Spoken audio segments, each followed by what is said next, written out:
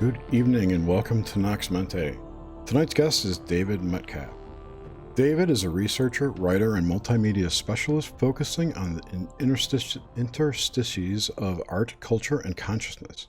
In 2011, he established the Liminal Analytics Applied Research Collaborative to focus on building strategic transmedia approaches to anomalistic research. David, welcome to the show. Thank you. It's great to be here. Yeah. Also a fellow paramaniac, which totally reminded me. That is right, yeah. Forgot to do the... Where's Nish now? I was just waiting to pop in and say hello. I forgot to do the tweets. I'm going to do that now. You talk amongst yourselves. Yes, and I think David is as well. This has been a crazy day, everyone. I hope that we're not alone in the craziness because the three of us have had some fuckery going on. It feels very Uranian to me, so it's more skullduggery than fuckery. Yeah, it's just like frustrating little things and things that get tied up and all that. But it's very nice to have you here, David. I've been looking forward to this, and as I told you before the show, I've encountered you in the world, can't put where it is, alchemical circles. And then I find out we both have Chicago, we both have Georgia. So this is one of those great instances where I'm just writing the synchros to see how this web all plays out. So anyway, welcome to our show. Well, thank you. Yeah, I'm looking forward to this. It was such a great idea for a show to cover the night mind. Yes. And how that all intersects with everything. Yes. And, one of our goals is just to give people a fresh look at some of the names they may be familiar with in whatever fields they're involved in, but a more personal, in-depth side of them that's not just talking about the work they're out doing, So this is a little bit of a microscope in a way, but it's intimate. Is an intimate as one wants to go, and just a little different flavor. So Nox, I love Nox Mente. Stand behind it. So anyway, let's. You're kind of part of it too, which. I know, but I do. The deeper in we get to this, the more that aspect comes shining forth. That's why every show's so different. The people are not all talking about the same things they're on tours talking. So it's refreshing. Right. There's only so many Nick Redfern books you can talk about. Yeah, one of my best experiences with writing about parapsychology was at a bar across the street from the Rhine Center with Russell Targ, and he was showing me pictures of his cats. And I just thought that was amazing. Like everybody else is asking him about remote viewing, and I got to see pictures of his cats playing around his house. The personal stuff, that's my favorite. This is when you really get to see, you get to see somebody and what's going on. The person behind the mask, I guess. Yeah. So let's get right into it. What kind of things now, looking back, kind of stick out during your earliest, in your earliest childhood, as far back as you can go, but through your memory, obviously, and the stuff that just seems to always be there when you access early?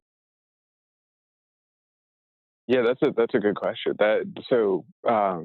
I think I got into all of this stuff because when I grew up right outside of Oak Park, right outside of Chicago, and the house that I grew up in was really weird. And both my brothers remember almost like poltergeisty kind of stuff happening.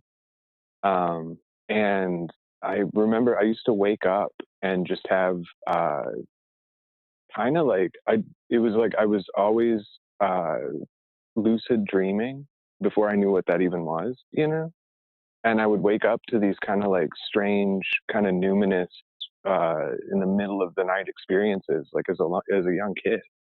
And it really intrigued me. And I think one of the weirdest things that happened to me in that house was during one of those moments of waking up. You know, we moved out of there when I was 7, so this is before I was 7 years old. Um, for some reason, I felt that I wanted to go downstairs, and I rarely ever did that. I rarely ever like left my room, but this time I walked downstairs, and my dad had fallen asleep watching TV, and I walk into the room, and the TV's going, and it's the exact scene in Poltergeist where the girl is walking towards the static on the TV, you know? And so like as she's creeping down the stairs, I'm entering the room.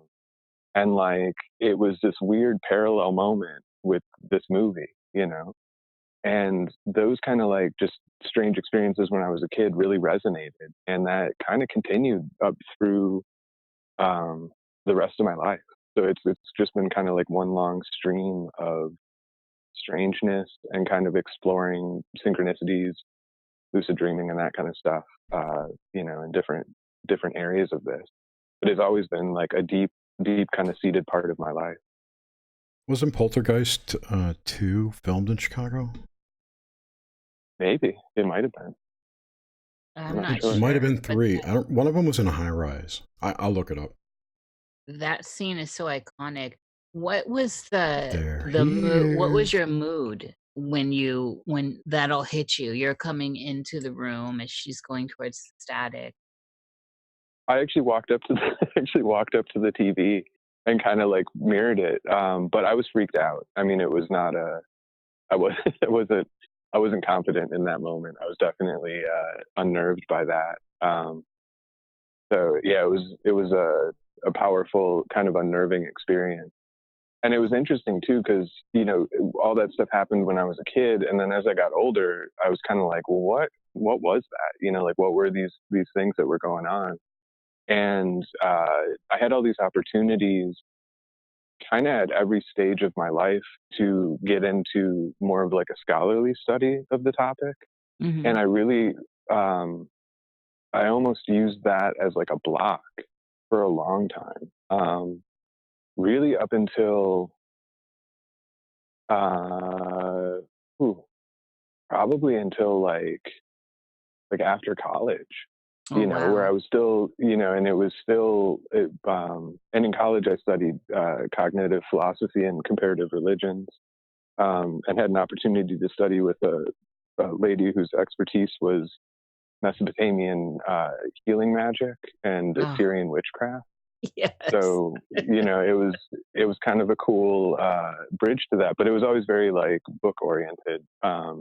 Even if there was like, even if I gave credence to something else going on, like I always leaned on the book. But then I think in 2012 was when it really kicked in. I went to a Parapsychological Association conference. And prior to that, in like 2009, I had started talking to George Hansen, who wrote Trickster and the Paranormal. And so it was through that I started to go like, ooh, maybe there's, you know, a little bit more here where I don't have to be as maybe quite as careful with the skepticism stuff. So, but yeah, when I went to the Parapsychological Association conference, I saw the like hard science behind the actual phenomena, and had a chance to sit down with the president at the time, Carol de la Hiren, who was the president of the Monroe Institute.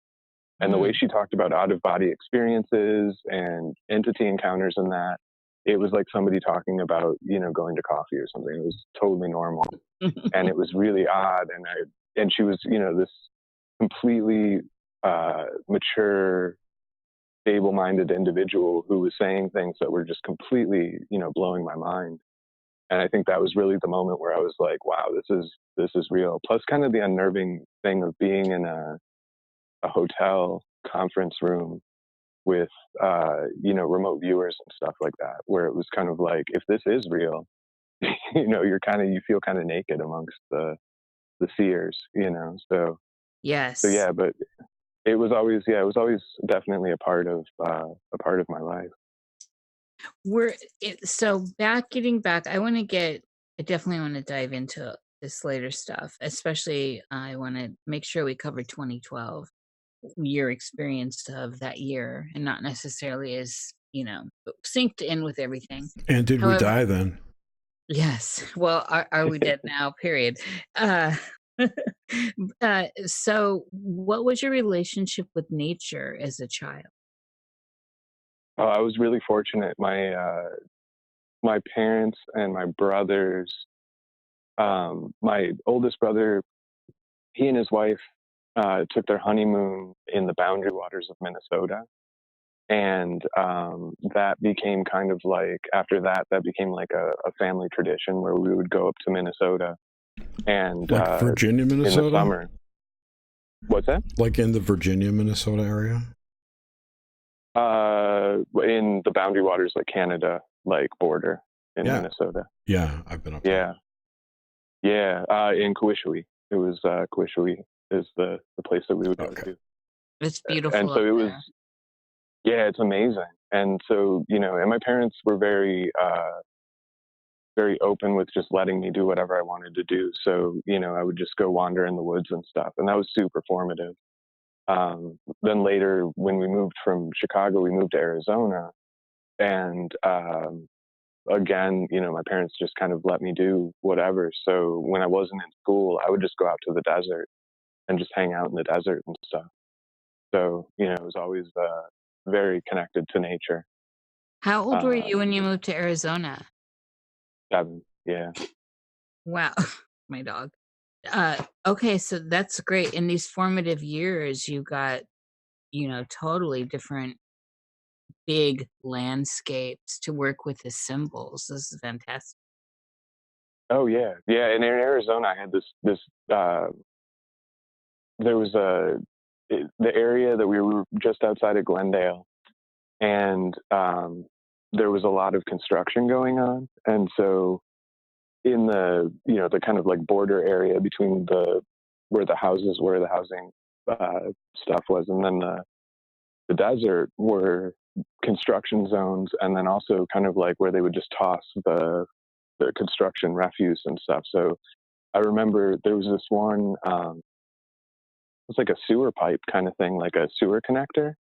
And it had been sitting out there for, however many years, and it had filled up with dirt, and owls were using it to drop their pellets in.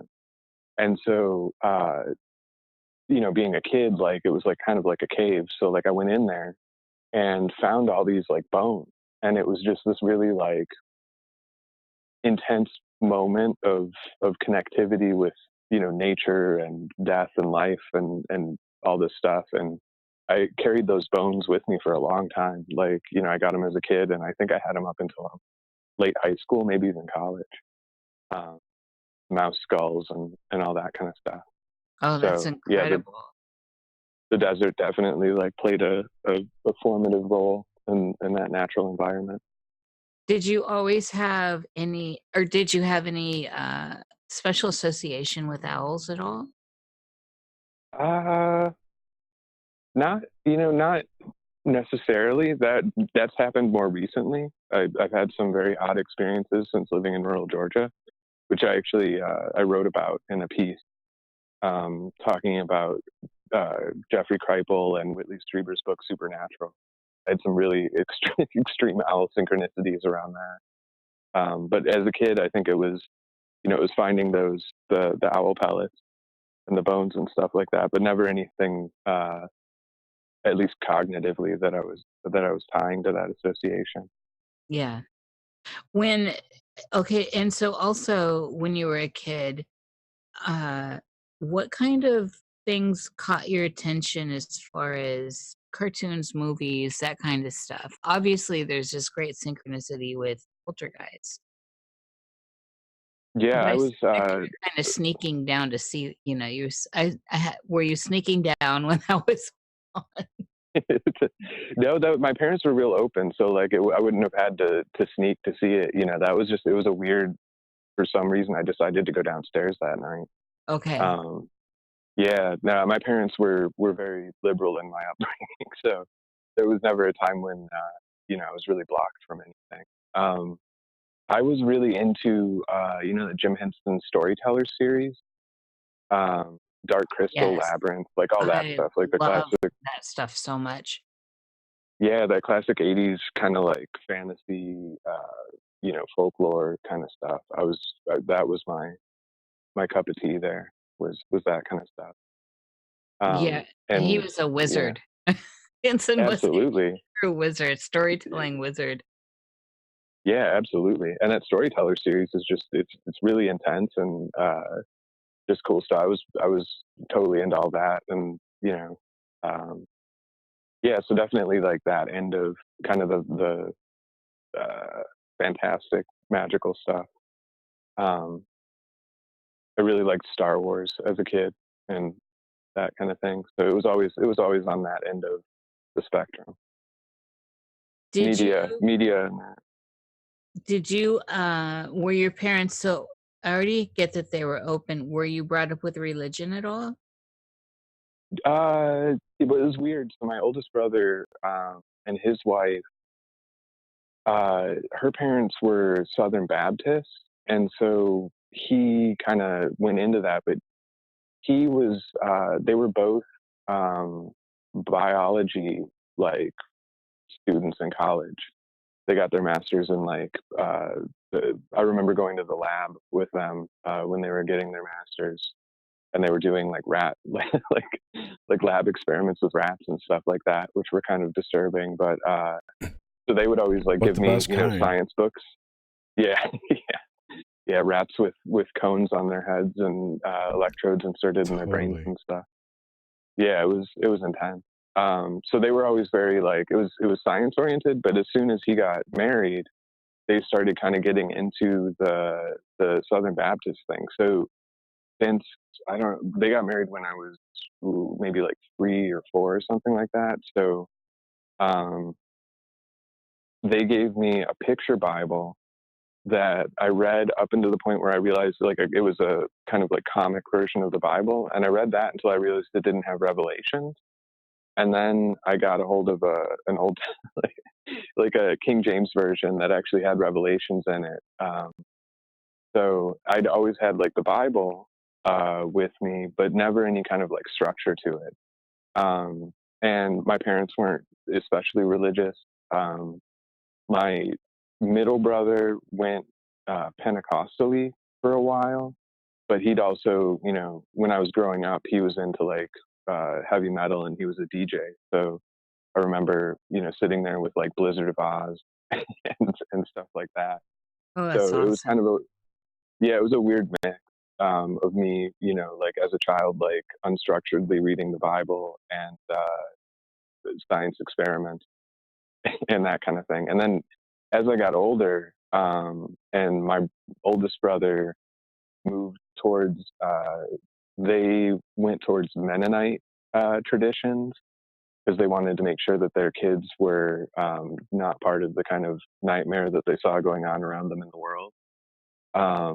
That led to like just this really weird relationship with religion in my family where my oldest brother and his wife were hardcore, not even like in the way that most people would think, like evangelical hardcore, but like hardcore, almost like, I mean, Mennonite and Amish come out of similar roots. So it was that kind of very traditionalist stuff. And then my middle brother, actually at a certain point was working for Pat Robertson.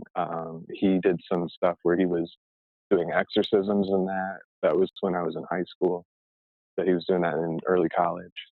So there was this weird kind of relationship with religion. And on my part, I'm 14 years younger than my middle brother and 18 years younger than my oldest brother.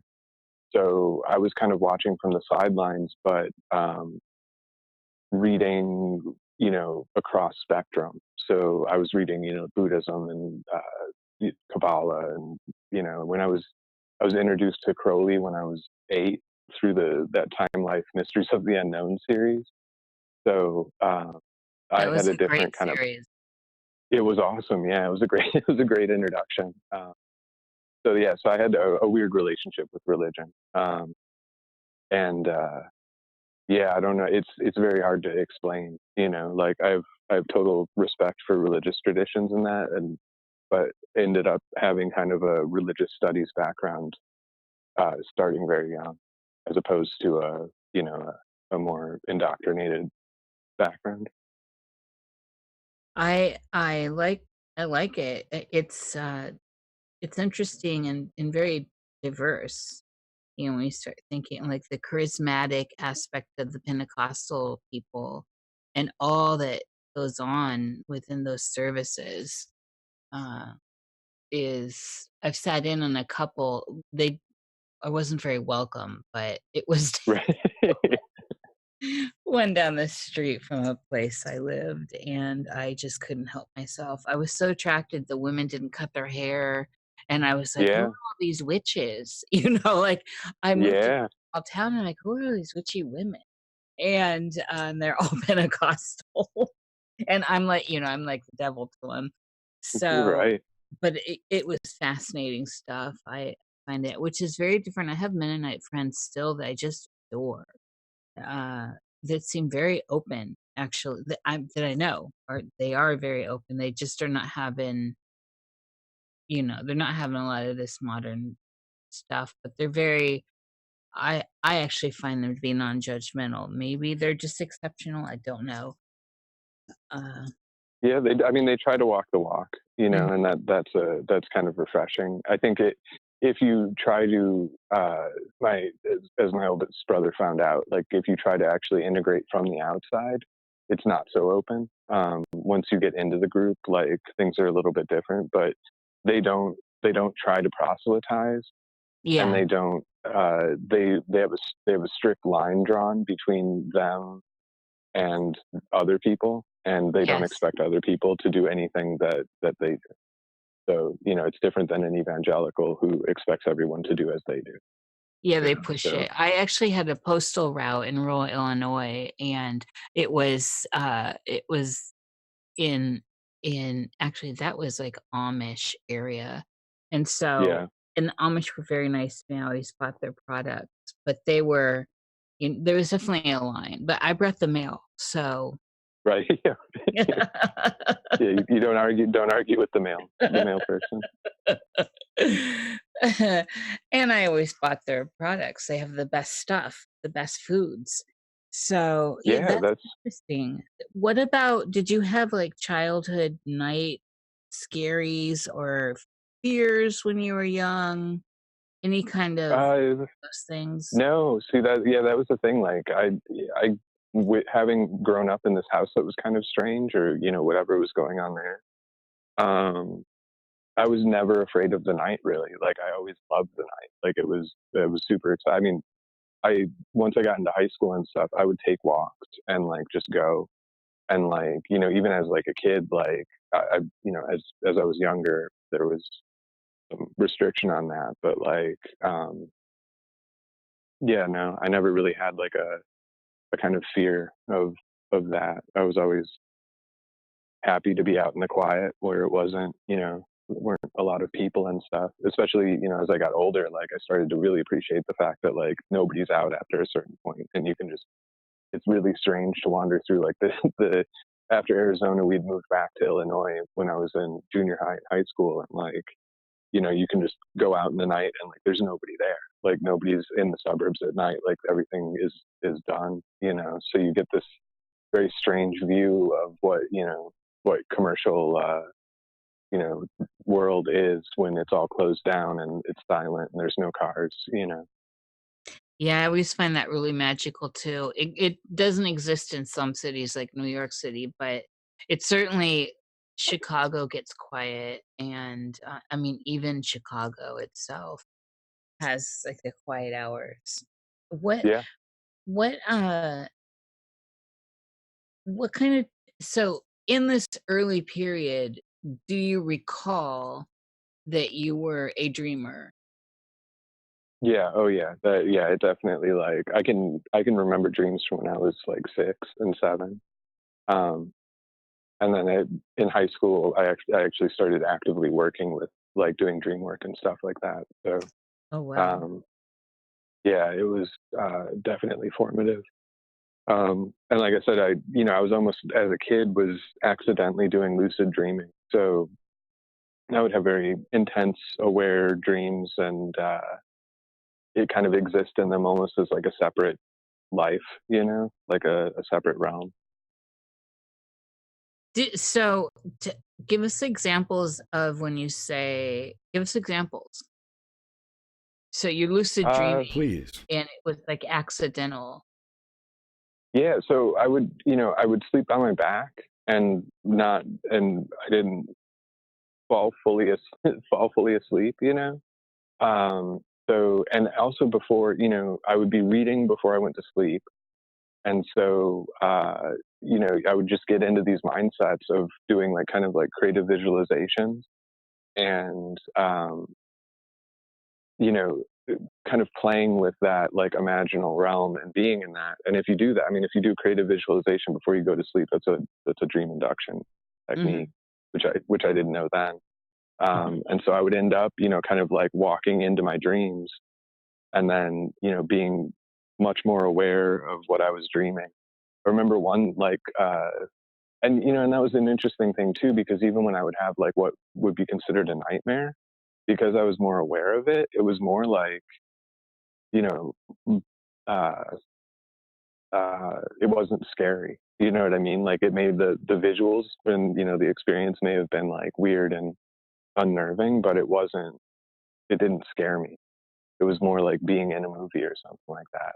I remember one was some family friends and that, and it was this weird kind of carnival-esque house that I was wandering through, and they were all kind of greenish and almost as if they were dead.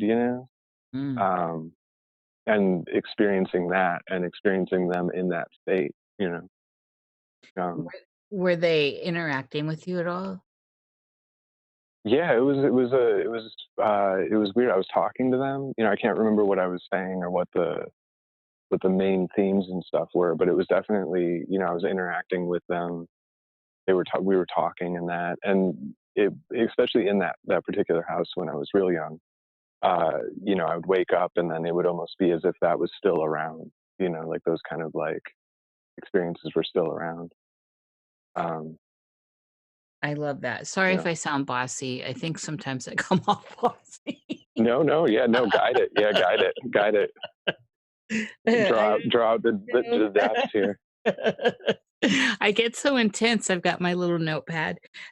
So this is this is fascinating to me in that, and of course, I know you've done all this incredible research, and I consider you authority at this. You're an adept, and from where I stand. Uh, so with this early lucidity or this early awareness of dreaming, of being awake within your dream, and parsing out the fact that that world has a sense of its own, a space of its own. Did you feel how did that affect your waking life? Was there a growing sense that there was more going on, that this was deeper than this whole experience of life is deeper than maybe in your waking life you're being led to believe? Yeah, see, that I think that was interesting. That's a good question. So for me personally, I don't know that I did grow into it, like, later in a much deeper way, where, like, the bottom dropped out.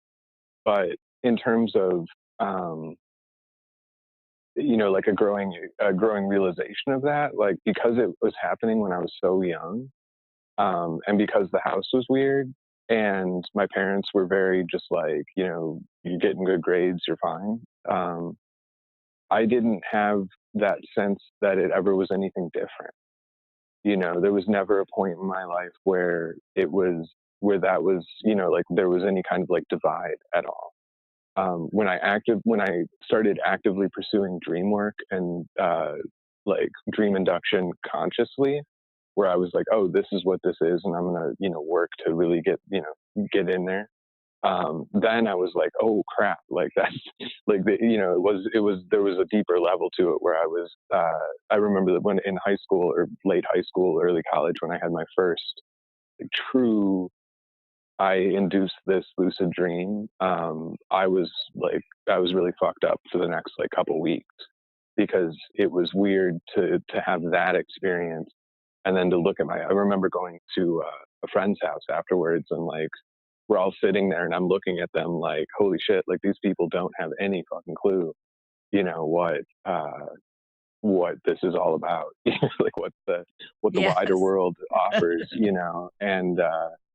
and so that was unnerving when I did that. But in terms of my like general kind of experience of the world, because of those early things, I think it probably wasn't quite as unnerving as it could be. But when I did have that experience, it was pretty unmooring. That doesn't Can you share sound that? that doesn't sound unlike a first time DMT trip or an ayahuasca thing, journey, Yeah, whatever. yeah. Oh It's yeah. yeah, I mean that. Yeah. If initiative. when you go in and you're like, in that particular one, it was I had done mirror scrying and then done a kind of like modified Osnosman spare death posture thing to get like into Yes. the lucid state, and I had gone from mirror scrying to like laying on my back like uncomfortably, and like at the time I was sleeping on a wood floor with no mattress or anything like that, like on purpose, because I was reading a lot of St. John of the Cross and stuff. It's like your own little And personal Abramelin ritual. yeah, exactly. And it was just kind of like me, just interested in this stuff and exploring it. And I entered this kind of like gray domain where I was completely lucid and like everybody was there. And then I was being guided to show me the how much of it was inside me, So this person walks up to me and I open up their chest and I'm completely lucid. So it was, as if I'm in this, as if it was happening in waking life. And I could see their heart, and it was this weird mix of like zombie robot kind of thing, And then when I came out of it, it was a smooth progression. So it was like a smooth progression in, and then it was a smooth progression out, and there was no break. And I was like, oh wow, like that was way different, And then to go, in early college to hang out with friends, it was very intense because I'm looking at them like, like I just in one instance where I was experiencing this similar level of lucidity, I opened up somebody's chest and they're, like this zombie robot thing. And now I'm here and that's not the same, but it is the same, in terms of Yes. my perception. Have you so just on that image alone, have you encountered that kind of bio-robotic imagery other times? Uh, yeah, possibly. Yeah, not quite as viscerally as that was, you know. I think, yeah, I have had, a lot of experiences where definite kind of like non-player character experiences with dream figures and that, but not quite as extreme as that, you know. Mhm. And And also, sorry, oh, go ahead. Yeah. I was thinking that we should give people that may not understand what you mean by dream induction a little entry into that. Sure. Yeah. Um, there's different ways to do to get into the lucid state when you're dreaming or induce out-of-body experiences. And so dream induction is just the technique that you use to keep your awareness from when you're awake and then when you lay down, and to be able to carry that awareness into your dream state. So you're actually awake in your dream. The dream inductions that I use now are usually tied to there's a good book called Introduction to Magic, which is by the Group, which was a group of European Hermetic and yogic practitioners during World War II. And it's published by Inner Traditions. And the book, it's got a kind of simple title, but it's actually their working papers that they were sharing amongst each other. The And the group, right? Yeah. Which had Julius Evola in it and Gustav Meyrink, who wrote The Golem. Yeah. And it had some other folks that aren't quite as well known, but were heavy hitters in the World War II era occult circles in Europe. And it's not Evola's like politically leaning stuff. It's just his like practical instructions on yoga and that. And he's got a good dream induction technique that just involves keeping your visualization. It's actually a tantric technique of visualizing kind of like, he recommends a glowing triangle, but you can in some Tibetan tantric practices, you visualize a glowing white light, like a moon, and you just keep your focus on that. And if you keep your focus on that and let your body kind of go through its motions, the body falls asleep, but your mind stays aware. And then you'll hit kind of like a dark period, and then you'll be in a dream. Yeah, it's a great technique, and I move through stuff sometimes, and I forget. Some people aren't aware of what we're talking about, so I just want to make sure. And since you're so deep with this stuff, some of it might be over uh, Yeah. a lot of people's heads. So I just want to make sure they get a little bit of that background stuff. The group stuff is great. So, what does the dream landscape look like for you now? And has it changed in your lifetime? I mean, you come into it having done pretty heavy work as a teenager in high school. So, and then having been pretty prolific as a child. So, this ought to be juicy. It's different. It really, there's definitely like kind of recurring themes of buildings that are more hotel-like. I had a really interesting one where I was in this kind of like Baroque library that was very specific. And it later, I saw a picture that a friend of mine, Guido Mina di Sospiro, who he wrote a book with Jocelyn Godwin called The Forbidden Book, which is a novelization of the European Hermetic magic. And Guido had posted a photo of this. I don't know. I think it's Venetian, like a Venetian library, and it was the exact same kind of library. So in my dream life, like it goes from very Baroque kind of like European stuff to swampy kind of southern U.S. places, and then it's interesting because I don't really dream of deserts, despite having lived in Arizona in that. It's usually more of like a southern U.S. vibe or a suburban vibe or a kind of city-ish vibe or Baroque, you know. and it changes depending on what kind of the tenor of the dream. Yes. And so do I hear you when you say, so the architecture can be familiar, but it is also shifting? So does that Yeah, happen? yeah. Oh, yeah, yeah. Familiar. It's interesting because, if you stay aware, even if you remember your dreams, if you're not even lucid, but you remember the dreams, there'll be similar resonance, kind of a similar feeling to the dreamscape, even though it may look slightly different or it may look completely different, but they'll have kind of a similar flavor, you know, that makes sense. Absolutely. To me, it definitely does. I do too, and I think that could be mistaken often for going back into the same dream.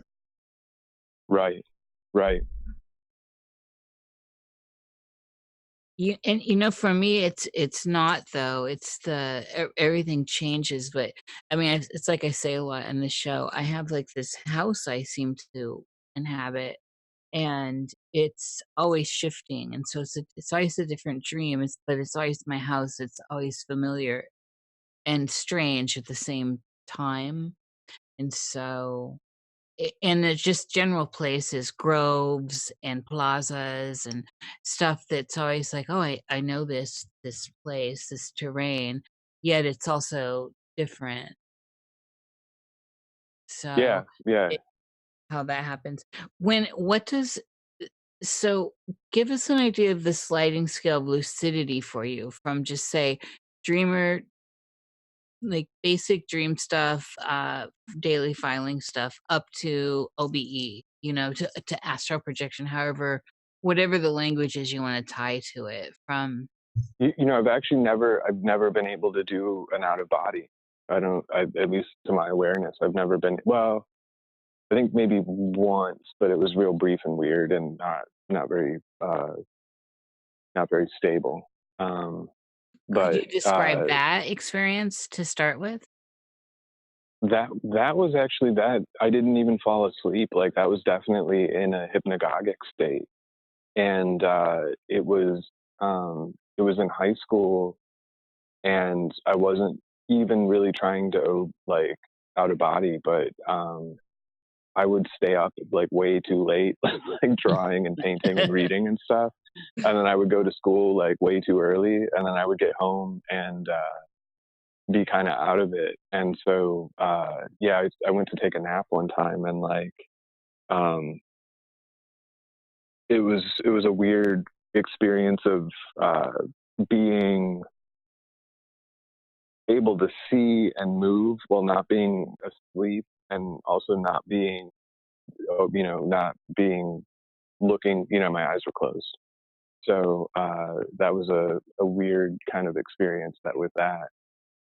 In terms of like the switch, I mean, it goes from being like completely lucid as if I'm in a place, just like waking life, to being slightly aware, and then being able to remember the dream later.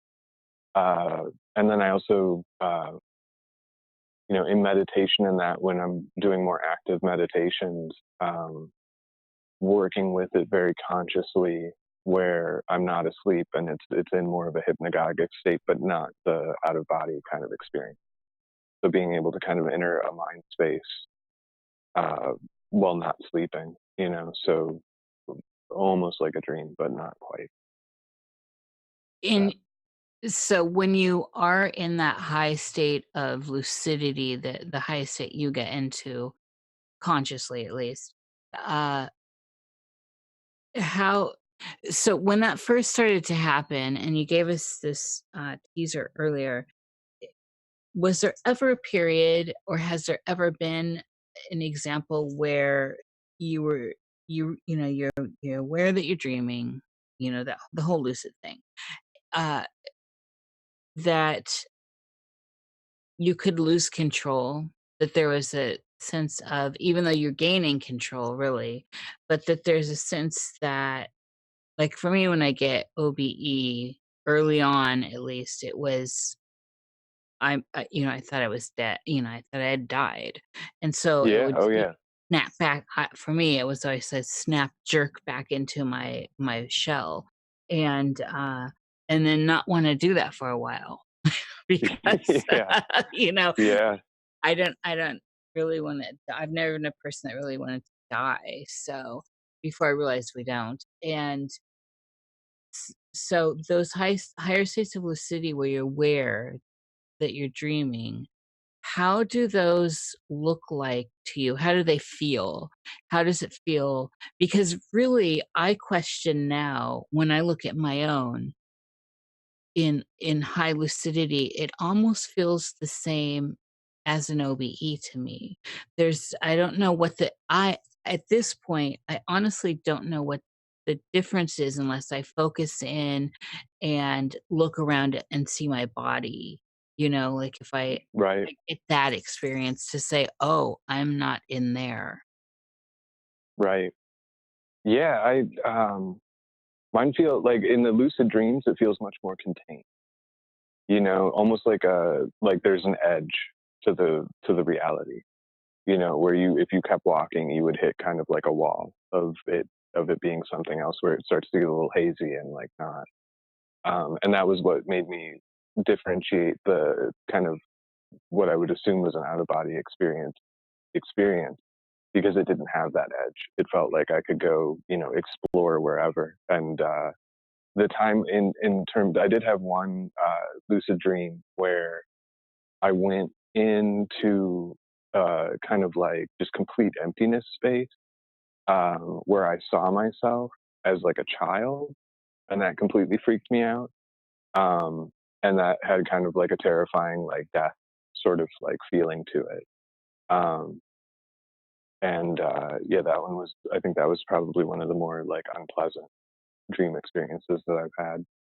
And that was later, but yeah, so and that one I think also had what you're kind of describing as that feeling of like losing like a control, like almost like a loss of sense of self, you know, because it was just kind of like an infinite like space of blackness in that with a figure in. Yeah, that it's the loss of self. Like when you come back and your cognitive mind is, if you're dissecting these, your cognitive mind eventually comes to, oh, this is the attachment I have to this life here and this experience and all that. And, of course, if you're having an all right experience, you don't want to let go of it. So it was one of the things I always try to do is find a reflective surface. It's Yeah, I find like the lucid thing is I go in with intent to I try to program myself to want to do certain things and always find a mirror or something, and it's just funny how that stuff just slips away once you get into the state, and right, right. there are other prerogatives happening. How do you parse out, how do you navigate all that? Yeah, that's an interesting thing. Well, and that's um,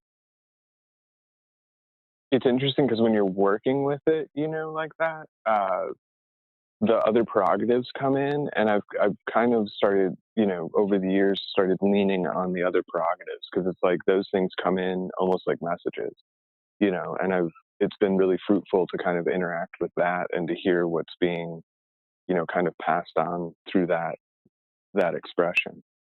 At which point the lack of like what I thought I was going in for versus what I'm being shown, that doesn't bother me as much, you know. If that does Yeah, that make yeah, sense to yeah. your question? Does that? I absolutely go with it now, but it's one of those things where the times I have, which are often where I can find a reflective surface, I'm never me as I am here. Yeah, And so yeah, exactly. Yeah, it's always yeah, surprising and fascinating. I really want to dig in more to that, but then especially with the lucid dreaming, there's just a flow, and it's like being in a vehicle in a strange way where you're I'm aware and it's moving, though it's got its own situation happening, as opposed to the OBEs where I feel like I have, which I've I'm not a master at. I just gotta say this. I'm working so hard at, and I've just had, I've had a few good examples of, but those I feel like I have control in a different way. Yeah, and that was the weird thing when I talked to Carol, the president at the she's passed away now, but she was when she was the president of the Monroe Institute. Um, she was talking about out of body experiences. She could do it while she was just like sitting there. Hmm. And so, and she was actually one of the folks that had been with Bob Monroe from the very beginning of when he founded the Monroe Institute. She was actually one of the people in his books that are, going through the out of body experience training and that. And so, she would talk about it like, oh, I wanted to see what was in the room, so I OB'd it, and like, and that kind of thing.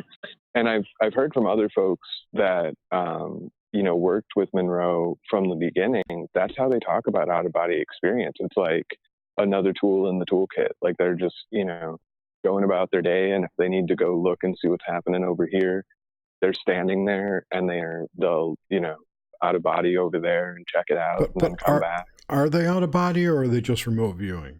See, I don't know. I mean, that, and none of the studies have, provided any conclusive. Now, the remote viewers, like Joe McMoneagle, makes a clear differentiation. Ingo Swann made a clear differentiation too between the out of body state and the remote viewing. But I think that has a lot to do with the fact that remote viewing, although we kind of use it interchangeably with clairvoyance, for the folks that were trained in the remote viewing programs, remote viewing is a specific protocol that accesses, versus, and then there's ARV, there's different, different ones, but yeah, it's a specific protocol. So when they say remote viewing, they're talking about using the protocol to get the psychic access to the psychic information versus, the way it kind of in pop we talk about it, like remote viewing, and it kind of means clairvoyant, Yeah, I am being very general about it, but it's interesting to me that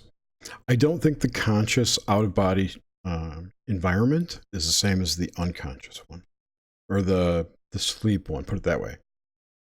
It's a different deal. Yeah, I think it's definitely a different deal. I think it's a different thing altogether, but that's just me.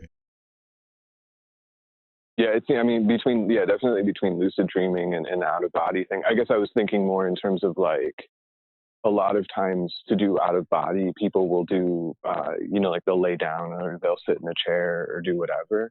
Whereas these early Monroe Institute people, and maybe I haven't, I've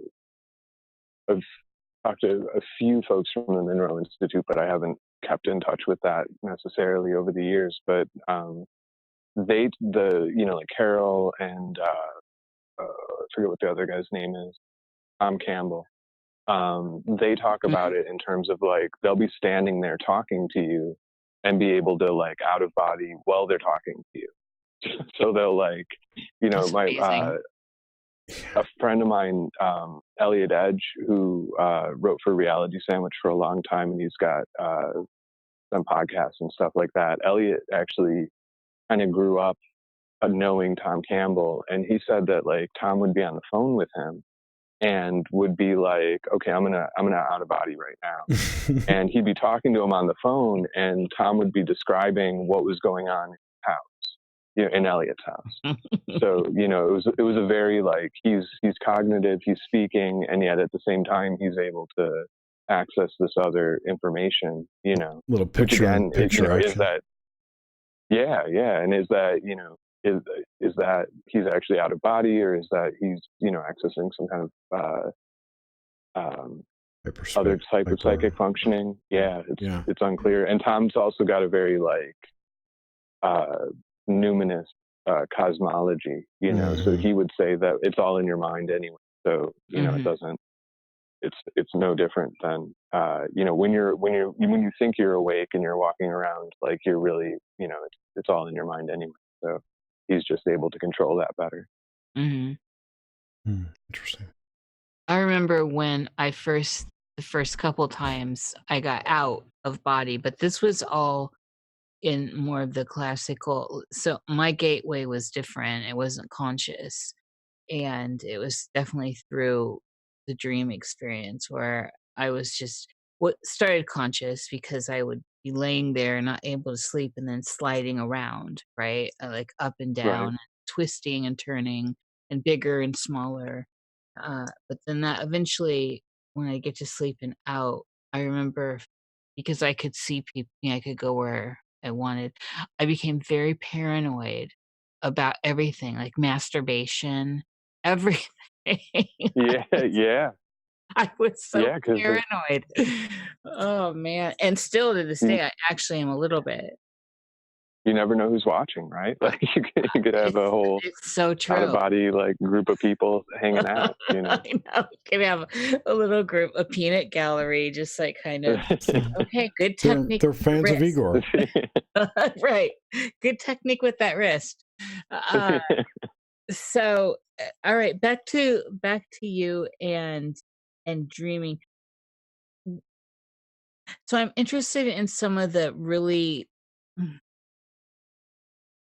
the far out stuff. So your encounters with others in the dreamscape that you're not that they are not part of your unconscious. They're clearly driving their own vessels and they're not NPCs or all that. Have you encountered other beings or things that seem sentient in the dream realm? Yeah, so I had this weird I've had a couple weird experiences with William S. Burroughs in that sense, Ooh. where I had one dream where I was at this is like in college, and I had a dream where I was at like a house party, and Burroughs was there with Geisen, and they were talking to me, and it was weird because they were different than the other. And this is after Burroughs had passed away, and like they were different than the other dream people, and it was very specific and like very like interactive. And Burroughs tells me to go down these stairs, and as I'm going down, it's like a bunch of like Catholic iconography and like candles and like votive candles and that. And at the time, I was studying Catholic saints and that, but this was very much like a Latin American kind of more like folk Catholicism aspect to it, which I was not at all studying. I was looking at like alchemical traditions and Western magic and Catholic mysticism and Protestant mysticism and stuff like that, like not Latin American stuff. And it was really weird. Like, and in that same period of time, I had a dream where like a kind of Victorian era horse and cart came with a skeleton dressed in a bridal gown, right? And like they were like rushing at me in the woods. And when I like looked, I was trying to figure out like what the hell does this mean? Because it was a super intense dream, and the Burroughs dream was super intense too. And I was like what is this?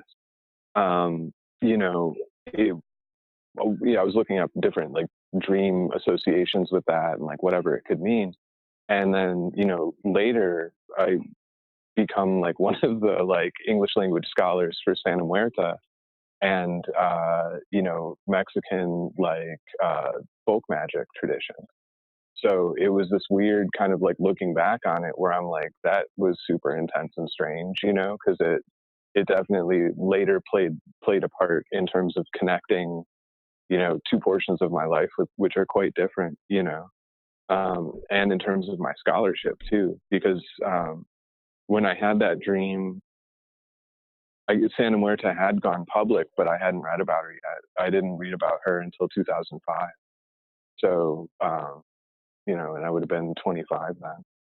So that, that didn't have anything to do with what I was doing at the time. And then I read about Santa Muerta in 2005 and didn't connect it to that dream. But then when I started working with Andrew Chestnut uh, on the long-term project to kind of study Santa Muerta's growth, then I was like, wow, like that dream is very resonant to what I'm doing, you know? So those kind of things. And I've had other ones too, where I had one with like felt like I was off planet or something. That was actually, this one was a desert dream, but it wasn't like an Arizona desert. Like it was more like a weird, almost like Martian landscape kind of thing. And I encountered some kind of like long-necked, like reptilian sort of thing that told me to trust the monsters. And it was this weird, like almost like initiatory experience. And that's become more resonant now as I've been talking to Craig Williams, and he's been in the process of him writing his book Cult of Golgotha, which has a lot to do with kind of like a weird sort of Gnostic ufology kind of vibe to it. But he's had similar experiences as well with this kind of like off-planet initiatory kind of dream experiences and that.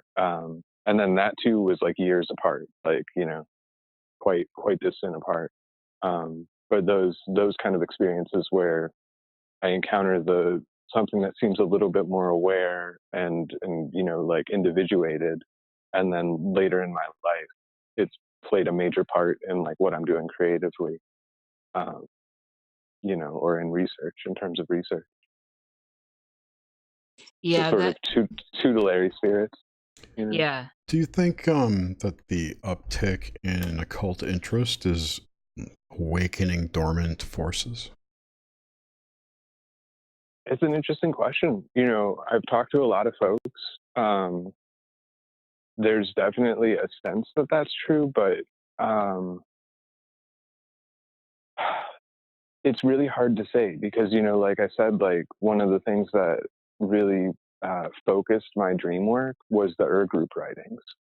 And if you start to go back and you actually look at like what was being published during certain time periods, there's never been a time where this stuff really wasn't like heavily around. If you look at like, even like the famous Sinclair Lewis book on what now is remote viewing and that. He was a major writer, Mark Twain, right? Like Mark Twain was writing about telepathy.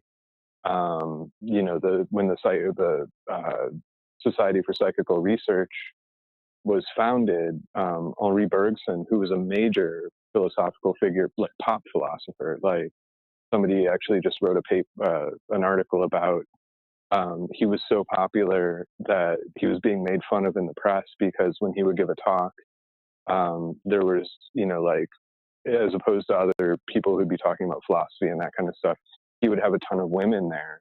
And the press got on him for basically having like a cult of women around. And so like the very popular figure, we don't really think about Henri Bergson now, but it's like a Bergson, sex cult. Yeah, that's what they were accusing him of basically. And like, like but the 2 thing minutes was Henri before. Bergson. I'm sorry, go ahead. What's that? Go ahead, I'm sorry. Yeah. Henri Bergson. Yeah, the obscure French philosopher guy. His sister was Moina Mathers, who was the, McGregor Mathers' wife, and then became the head of the Golden Dawn for a period of time. So this stuff was always really prevalent in the pop culture. There's a great website that I'm forgetting its name right now, but they've collected a lot of basically spiritualists and occult periodicals over time. And they've basically been able to show that although decade to decade it doesn't get carried over, for each decade you just have a massive influx of occultism. You've got the news freaking out about, oh my God, we have so much occultism in the world. And there's always this sense of feeling of like, this is opening gates that shouldn't be open.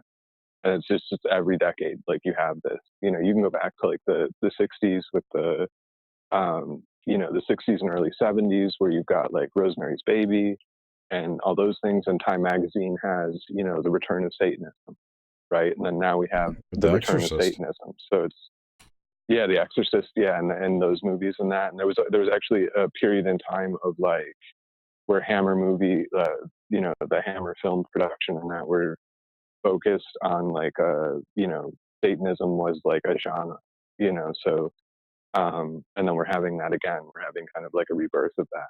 So it's an interesting question. I think it's something to look at and kind of think about. But that's always kind of been the tenor, you Yeah. know, And to that me, this stuff is coming out. it seems like it's more of a Egyptian deity type of energy, more than satanic. That's me. In the Well, current like time period, like yeah. the Overall, like what's kind of stuff. yeah. Like the Setian stuff. Yeah, and Thoth, and you know, all of it. Just there's little bits of everything. A lot of ISIS stuff. Yeah, yeah, and that's interesting too, because you get like Puharik, who was active in kind of like the like What, 50s and that with Hosni psychic studies, Mubarak? and then what's that? Hosni Mubarak? Andrij Puharik. Okay. He was doing psychic studies in like the 50s. He actually was one of the people that went down to Mexico to find like the peyote and that kind of stuff. He wrote a book about magic mushrooms in like the 50s or It's like the late proto 50s or Wade something. Davis. Yeah.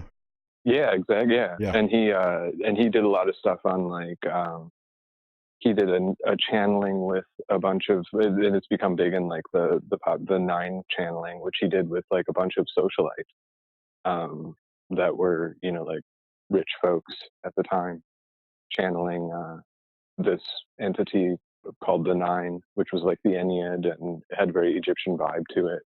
And then in the early days, like pre the SRI remote viewing project, you had Jean Houston, who was The her psychic. and her husband actually. Yeah, and she was channeling Egyptian deities too, and they wrote a couple semi like parapsychological studies of their channeling work with Egyptian deities. I don't know. I don't think it was Bast, but they were working with a female deity that I can't remember. It's interesting too because they're only Egyptian deities because we learned of them from the Egyptians. Yeah.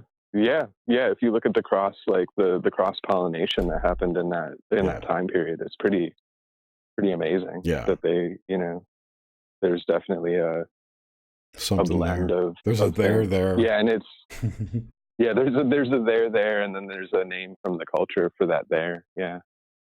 Yeah, it's interesting stuff. Well, that was what was so exciting in the late 19th century with like the whole exotic revival movement that overswept the late Victorian period, and it was just all the craze, everything.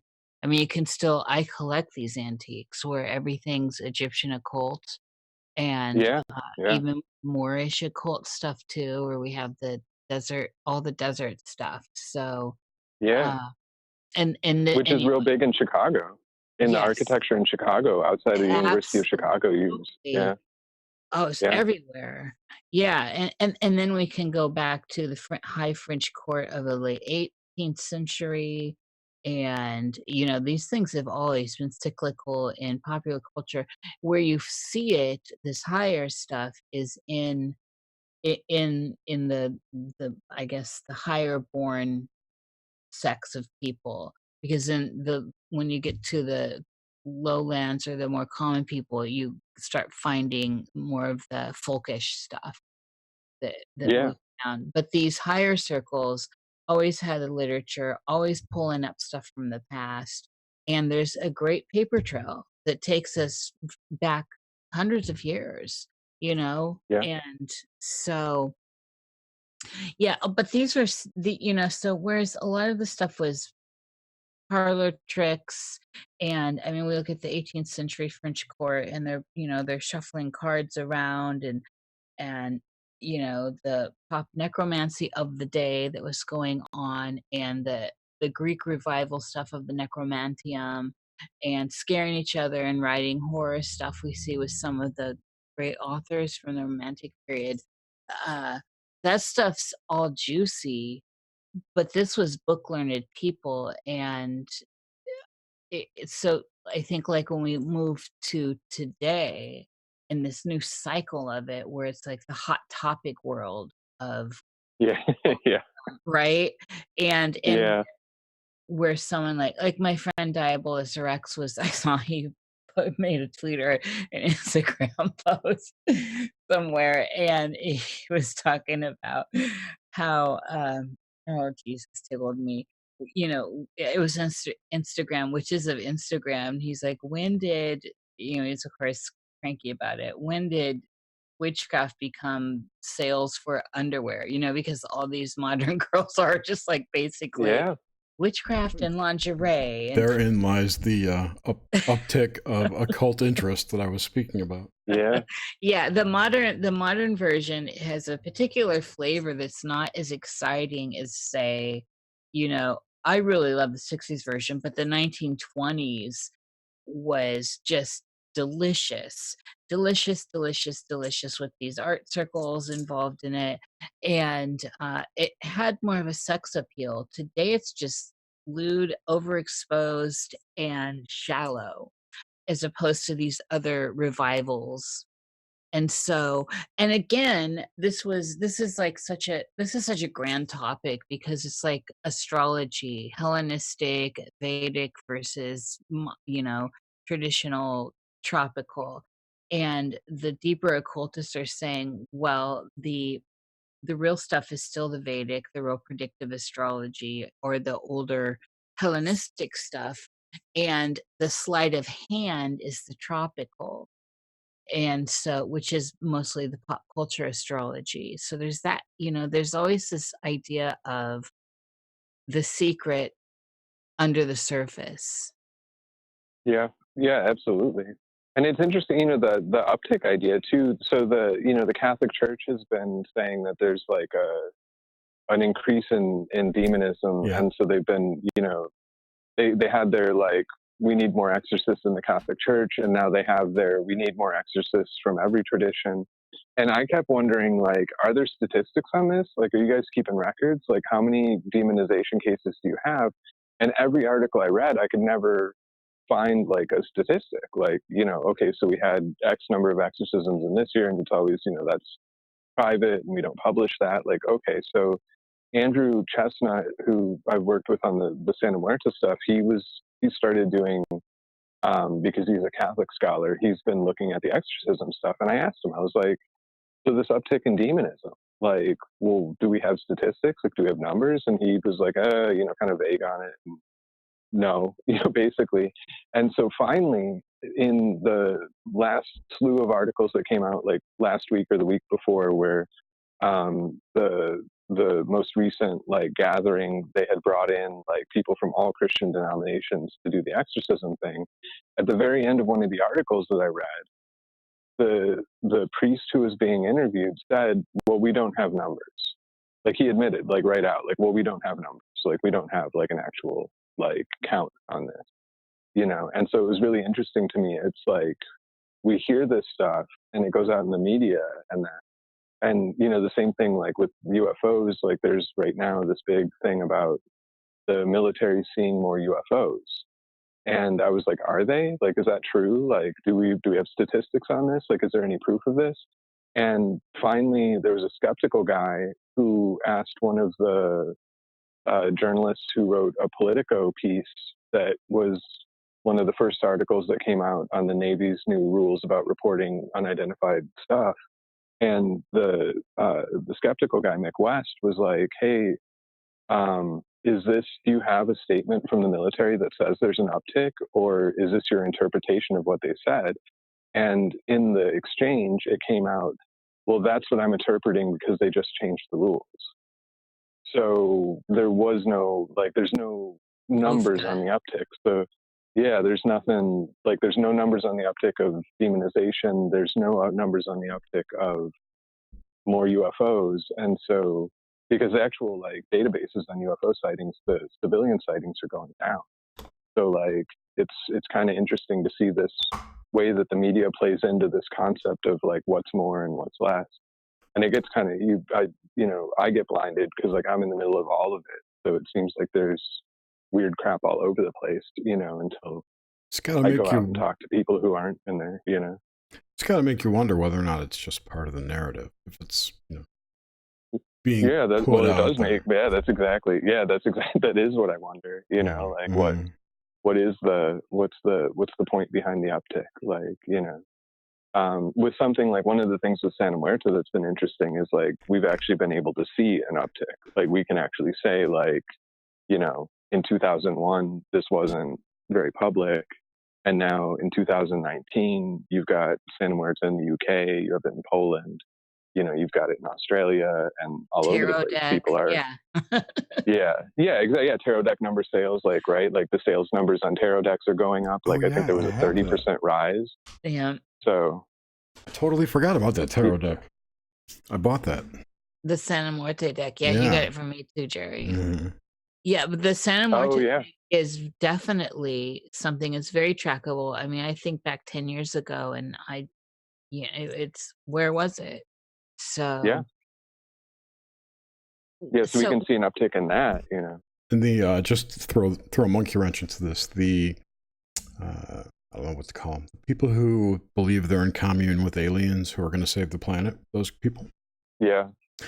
They claim that the uptick is due to ET being pissed off that the government won't disclose their collusion with them. Right. So they're making themselves, they're doing their own disclosure. That's what these people say. Right. You know, maybe. I don't know. Exactly. Maybe. I don't know. I don't know either. That's we'll wait for it. Like, hopefully that'd be interesting, you know. Well, I would certainly like to see a veil lifted on all of that. You know, I have ever shifting thoughts on anything ET-ish, and whether it's inner Earth or whatever space is, as opposed to anything we've considered other throughout history. So from fairies to demons to ETs, whatever that is, I'd like to see something. I'd love the bubble to pop. I think we all would. Isn't the role of art and sci-fi to show us what we cannot see, and then we are able to see something that may have been there all along? Yeah, like Matrix style. But who knows what these things are, their intentions, and ramifications of mixing with them. And that's interesting too, because a lot of the even in the there's a guy, Sadhguru, who is a yogic practitioner that's actually been working with MIT on the question of consciousness. He's done like talks in concert with some of the folks developing AI to kind of hash out like what is machine consciousness versus human consciousness, and what is consciousness and all that.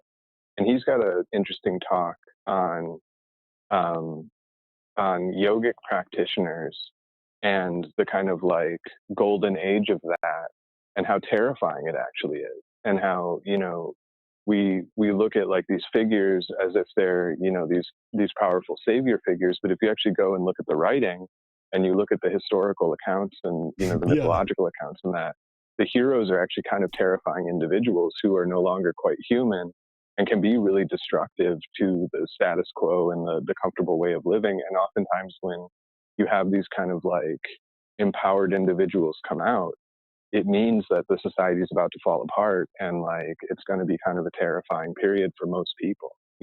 It's almost like it is an interesting question. It's almost like the psychological trauma and civil unrest drives these things into form, or more into more solid form. Yeah, but they're all demons anyways. Yeah, everything. Yeah, everything's demons. It's the world of demons. Since you mentioned consciousness, I want to wrap back around to. Wait, before I forget too, I did see that article about the extra classes on. Yeah, right. It was on Christian Post. $400. Right? Oh I actually may take it. Yeah, $400, trip to the Vatican, and you get exorcism training. Why not? Yeah, that'd be fun. Fantastic. Seriously. Because I could totally use a side gig. Well, and just and with the uptick, right? There's more people hiring. Yeah. Yeah. Well, I just want I'm going to be a dick in class too. You know it. But I want it. Does it only work against Christian demons? You know, That's right. Yeah. Well, I mean, you get You're like gonna some serious. specialize. I don't want to specialize. Exercise the church. Get the demons out. Yeah. Good luck with that. Yeah, there'll be nothing left. So, what is the difference? How do you see at this point, David, the difference between states of consciousness that we can experience? So, memory is clearly a state of consciousness. Dreaming is clearly a state of consciousness. This is a state of consciousness, and then even the idea of active imagination or looking forward. What's the difference between them, and how does this nowness how is this nowness affected by that? Because everything always, we're always now, even though it's like a merry-go-round, it shifts, but we're always somehow now, right? Yet last night I was having a great adventure down on the Nile, Right. Where's Yeah, consciousness? that's an interesting question. I don't know. I mean, it's there's different levels of kind of reification of a material sense to that, I don't know if there's a verbal answer to that. I think the best way to kind of explore that is to play with those different states. Like what is the experiential, the kind of phenomenological resonance of a memory versus, a dream versus a lucid dream, versus, a moment of deja vu. I've had some weird waking moments of like traveling into my own past, where it was just a strange, almost like a tunnel in my mind opened up, where I was like like seeing through my eyes as a kid, while I was also seeing through my eyes now. It's a strange thing. It always kind of ties into that sense of I and like the sense of self-awareness. And then if you go into it deeper, you get different senses of awareness beyond the self, but still a sense of awareness, And then if you go deeper than that, a sense of lucidity beyond awareness, that is where awareness sits, Um, it's something that you almost have to kind of experience more than can be explained, I think, verbally, Are we able to, like, Jung was big on that concept of changing consciousness at will, and uh I paraphrase that. I can't remember if those were actually his words, like Francis Wicks or Esther Harding, one of the Jungians. And uh but how does one find themselves dead and aware, or lucid and aware? I mean, what makes this so acute? Standing Yeah. here right now, this feels like the most real. But then when I'm out of body, it feels actually more real than this. Yeah. So, and the fact that it's these changing tides, and I somehow cannot reconcile the consciousness aspect of all this, and it's without feeling kind of paranoid and crazy, Yeah. like Yeah. Oh yeah. There's a friend of mine, Eric Wargo, has a book called Time Loops, which is a cool We thing to love look at. him. We had him on. Yeah. 3 weeks ago. 4 weeks ago. Yeah. So Eric's stuff has really, when I first looked at it, I was like, nah, I don't know. I wasn't totally jumping on it. And then as I started to think about it and talk to him more about it and get into it, it's an interesting thing to kind of float in that space of what he's talking about. And it's weird because it starts to break down walls, and it starts to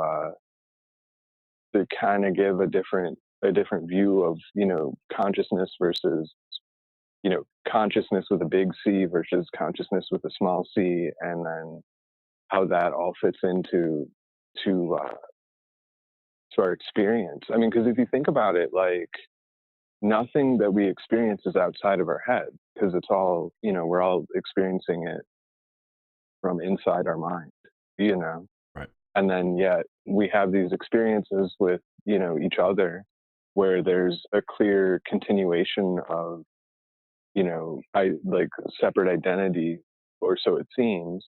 But that, then you can go into these states of lucidity where that plays out even more in your mind than in your mind, you know. It's strange. I don't know. I mean, it's, again, I think it falls back to that like experiential explanations as opposed to so much like a verbal understanding. And it does, when you start to kind of work with those things and kind of play with it and think about it, it really does kind of have that moment of like, oh shit, like did I just break something? Especially when like it kicks in like really, really powerfully, like, did I just step a little too far into this thought pattern? It's I have a question that I wrote down from before about Eric Wargo. It's funny you brought him up. Synchronistic. When you were talking about the dream where the skeletons were rushing you, Yeah.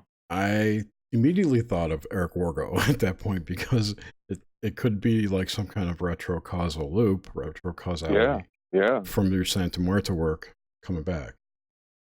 Yeah, well, and that was so the time the experience I had in waking where I was looking back at my childhood had to do with Strieber, and it had to do with, because we moved, my parents moved to Arizona when I was 7, so that was when Strieber's book came out, when Communion came out, and I was too young to be, reading Communion, but he was on TV, he's on Larry King, and his book is everywhere when you're moving, because we were at the airport, right, and Communion's there, and then we were at, like, my parents were always real big on taking me to bookstores and getting me books, so every bookstore that we went to, there was Communion, and you go to the mall and there's Communion, and so like, are you sure I you had didn't this have my moment where parents?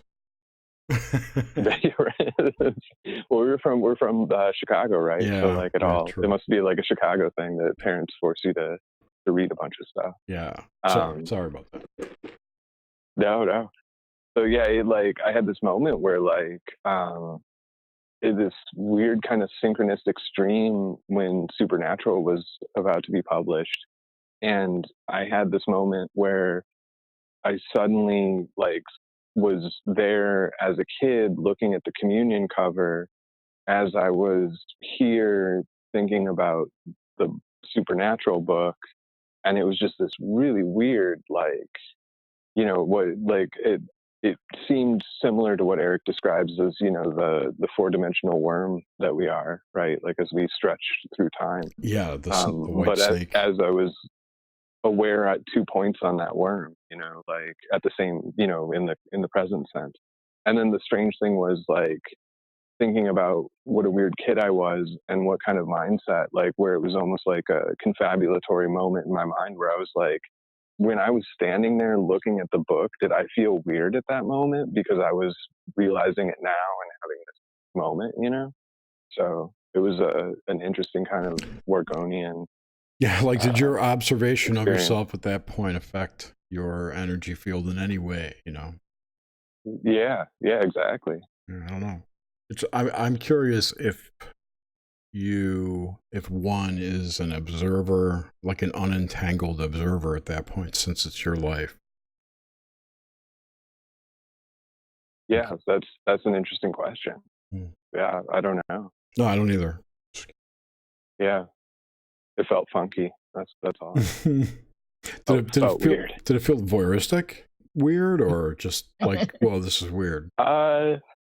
It kind of felt more like I might fall over at this moment weird. It was really unmooring. It like almost dropped me to my knees. Like it was like a strange experience. That, yeah, it was odd. Cool. have you been able to hone in or work with or have what's commonly known as like precognitive stuff through your dreams? Yeah, definitely. Um, Not in any kind of like, unfortunately, not in any way where you can stop stuff from happening. But I've definitely like, I have experiences, or I'll have a dream and I'll know the kind of tenor and the feeling, and then I'll know to like at least be aware that there's something coming down the line. I had that with my dad's death and with my mom's death.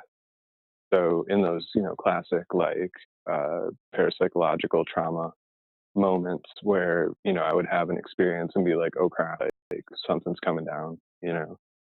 So Is it would you share one of those experiences with us or those details if you don't mind?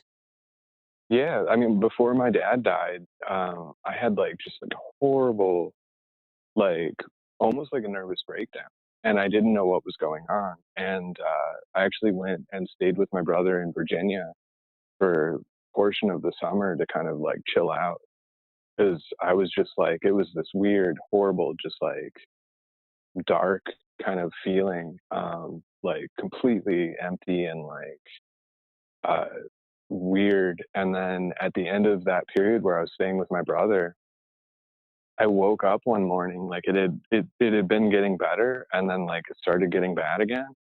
And I woke up one morning just in a panic. And at that moment, the phone rang, and then I heard my brother answer the phone, and then I heard him scream, "Oh no!" And it was the call that my dad had died. And there was no indication that he was going to die. So it was like, it was a weird thing. And that was kind of my first, like, really powerful experience with that, of like having almost like a premonition that haunted me up into the point where it happened. And then when my mom died, I was a little bit more vetted in that kind of experience. And at the time, I was working a side gig overnights at 7-Eleven, and I just had this horrible night. Like it was just like I couldn't focus. Like I was just really uh, not with it at all, and like was sitting out in front of the store a lot and just kind of hanging out. And when it finally came time for about when I was going to be, my shift was over, this crow landed on a light pole, and then a sparrow landed next to it. And normally, like crows and sparrows don't get along; they'll fight. And they were totally just chilling next to each other. And I was like, "Oh, that's not good. Like that's weird." And then I went home, and I got a phone call from my brother, which was that my mom had terminal cancer, and I needed to get my ass down to Georgia to be with her. She had moved down. Both my brothers ended up moving to Georgia for different reasons, and she had moved down at a certain point to be with them. And so that's how I ended up here. But yeah, so that was intense. And then with her, you know, uh, she had terminal cancer, so we knew she was going to die. But she was in hospice for a while, and then she was at the house for a while, um, her house, and I was staying at her house with her. Um, and it was just like a series of just very odd, like dreams and all of that, like again, culminating in kind of like more and more intensity up into the point where she passed away. And in that What sense, it was kind of a mix of like omens and dreams and, emotional feelings and stuff like that. did and so with either of your parents, when you first encountered them, assuming you have, first of all, encountered them in the dreamscape, what was what were the encounters like with either of them at first?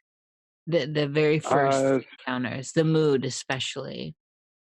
it was horrible. Yeah, it was like a feeling of like terror, especially with my dad, like a feeling of just like uh, real intense panic.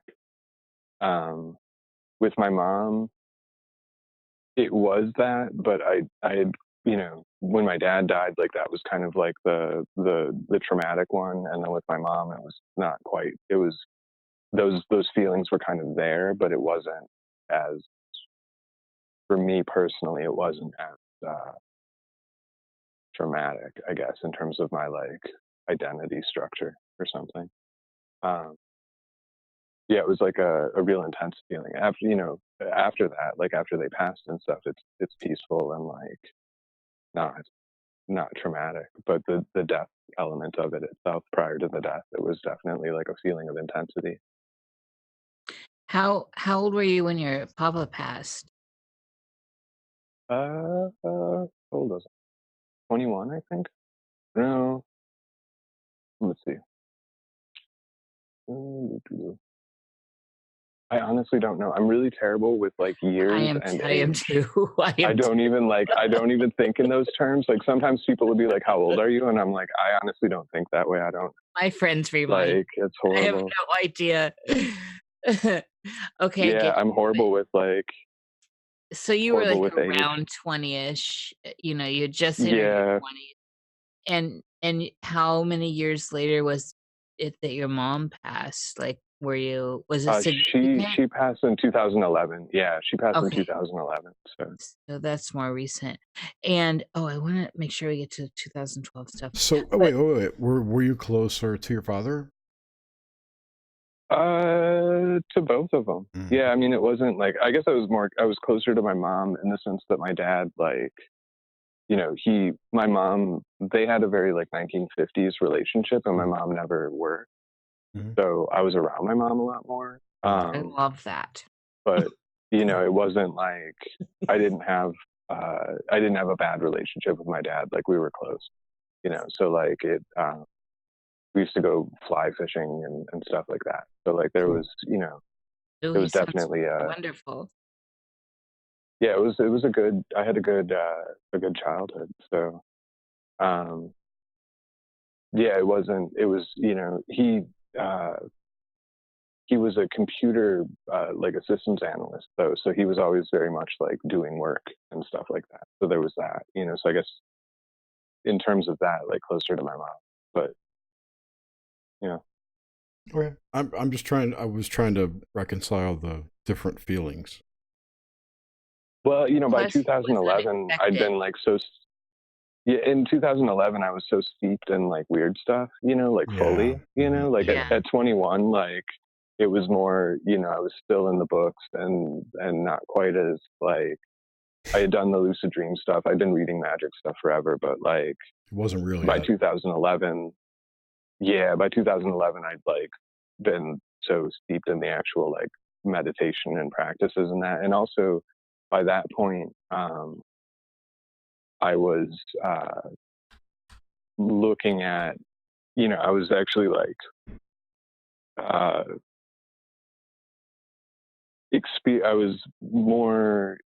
I've been much more involved in research and that kind of stuff. So I had a different view of death and life and that kind of thing, so Oh, I it see. was So, like she physically passed away, but I wasn't disconnected from her. right. And I could see it now. I see what's going on. Because you were so unfamiliar, death was a scary thing when you're 21, and to get that energy at that point probably terrified you. Or maybe, Yeah, exactly. yeah, I totally see what you're saying. Yeah. I have found that the people that die suddenly those deaths are a little bit more, they shock the system more. No matter how the cancer deaths are the slower deaths, even if you find someone says, I just found out I have stage 4 cancer, and like a week later they're dead, because it can move that fast. You still have like a little time to chew on the idea and the concept. And the ones that are just all of a sudden here and gone, those still shock the system. There's still like a bolt to those, for me at least. And it has nothing to do with my concept of death or my feelings around death. It's just, wow, poof, presto, they're Yeah. here and they're gone. Yeah. So it's the quality of death, I think, sometimes too. But so with that, in the dreamscape, encountering your parents afterwards, have you encountered them And do you still encounter them? And was there ever like a process of assimilation with your conscious cognitive mind of, are they just carrying on, or are you surprised to see them? What goes on with your relationship with them now? And that's interesting, and I think that again goes back to having always kind of been in this kind of numinous realm to one extent or the other. Like, I don't really make a differentiation between dead people and living people. Yeah. Um, it's weird, you know. So like, there's no. I guess there's almost a purity after death where you don't have to deal with like the human garbage, you know, like the bad, like the kind of annoying things, or like the, you know, the whatever. You just get kind of like the pure state. Mm. You know, so there was never like a like, I don't question that. Like, it's very weird. It's very strange to think about questioning it for me. It's weirder for me to think about having to assimilate it than uh, just experiencing it the way I do, where it's kind of like oh well, of course, you know, Yeah. like, Yep. hey mom, hey dad, like, you're here, like, what's Yep. up, like, what do you got for me, you know? Um, so it's very strange. It's been interesting with the research and stuff like that, because it's very, very personal, and because I'm not tied to a university. And you know, I try to stick to scholarly standards in that with when I do scholarship. But in terms of like my personal life, you know, I'm so steeped in this stuff that it doesn't. Yeah, there's not really an integrated factor with any of it. You know, if that Yeah. makes sense. It does. For me, the relationships just continue on. And Yeah, so yeah, it's just our perspective. And I've always had a deep sense of that. But you never know. Everyone's different. And these things are difficult for some people to process. And in my life, the most difficult death I've ever gone through was a poodle that I had. yeah, And she just died, and yeah, it was really the worst experience. My mom, like, all these, social circles, it's I don't know, poodle was the only one.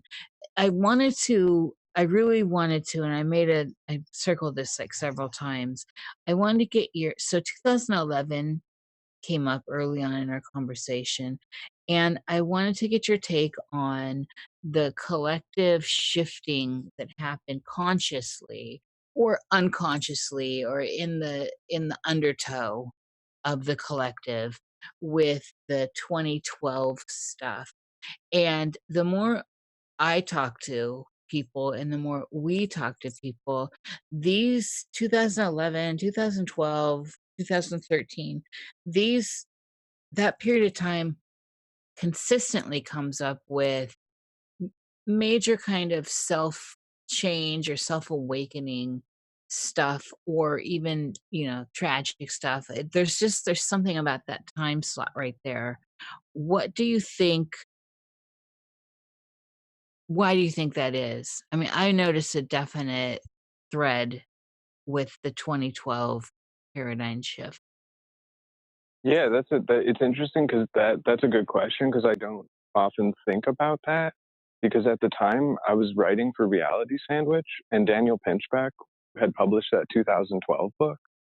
And so to me, I was like, come on, dude, like, come on. You know, like, it was this weird, like, it's a weird thing for me, because like I was writing for Reality Sandwich, which was, Pinchbeck was pushing that hard, you know, and I knew him, and so I was kind of like, I don't know about this. Um, so that's interesting, because yeah, there does seem now in retrospect. And I had written an article in 2011, which was looking at the esoteric renaissance and some of the figures that I saw at the time being active in that. And they've all gone on to actually be active in, you know, kind of the popularization of the occult, and kind of more esoteric thought, you know, in the contemporary now. Um, so it's, you know, for me, that's interesting, because I think that's something that I still have stuck to like kind of a textual understanding of, in seeing specific figures writing about it and kind of pushing it into the media. You know, at the time, Mitch Horowitz had his Occult America book come out, you know, and then Mitch now has gone on to be a very big popularizer of these ideas. Um, the Morbid Anatomy Library was kind of fomenting stuff, and they've gone on to popularize a ton of stuff. And the figures that have worked with them, including myself, and that's where Andrew and I started our project. And then Kripal had just come out with, I think Mutants and Mystics was published in 2011, and then shortly after that was Authors of the Impossible, if not vice versa. Authors of the Impossible might have been written first. I don't quite know the chronology of that, but you know, and he's gone on to be a major figurehead and all that stuff. And since I was writing for Reality Sandwich and doing all this, like I've been like right there at the front lines of this kind of like wave, you know. But since I've been looking at it since I was a kid, like it didn't seem weird to me, you know. That's interesting. I would have to go back now. I'm going to go back and think about that, because you know, I've been so immersed in the media end of it that it didn't seem surprising. You know, it seemed like kind of the inevitability of what was broiling up in the you know, the mass consciousness. Right. And that's the thing.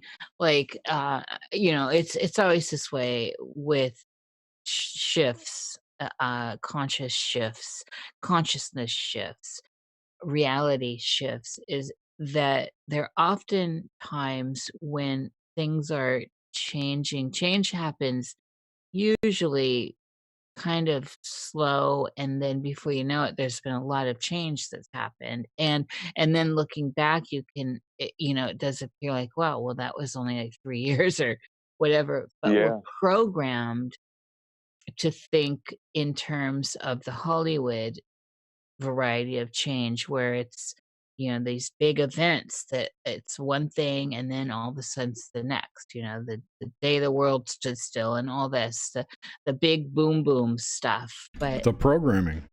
yeah, yeah, absolutely.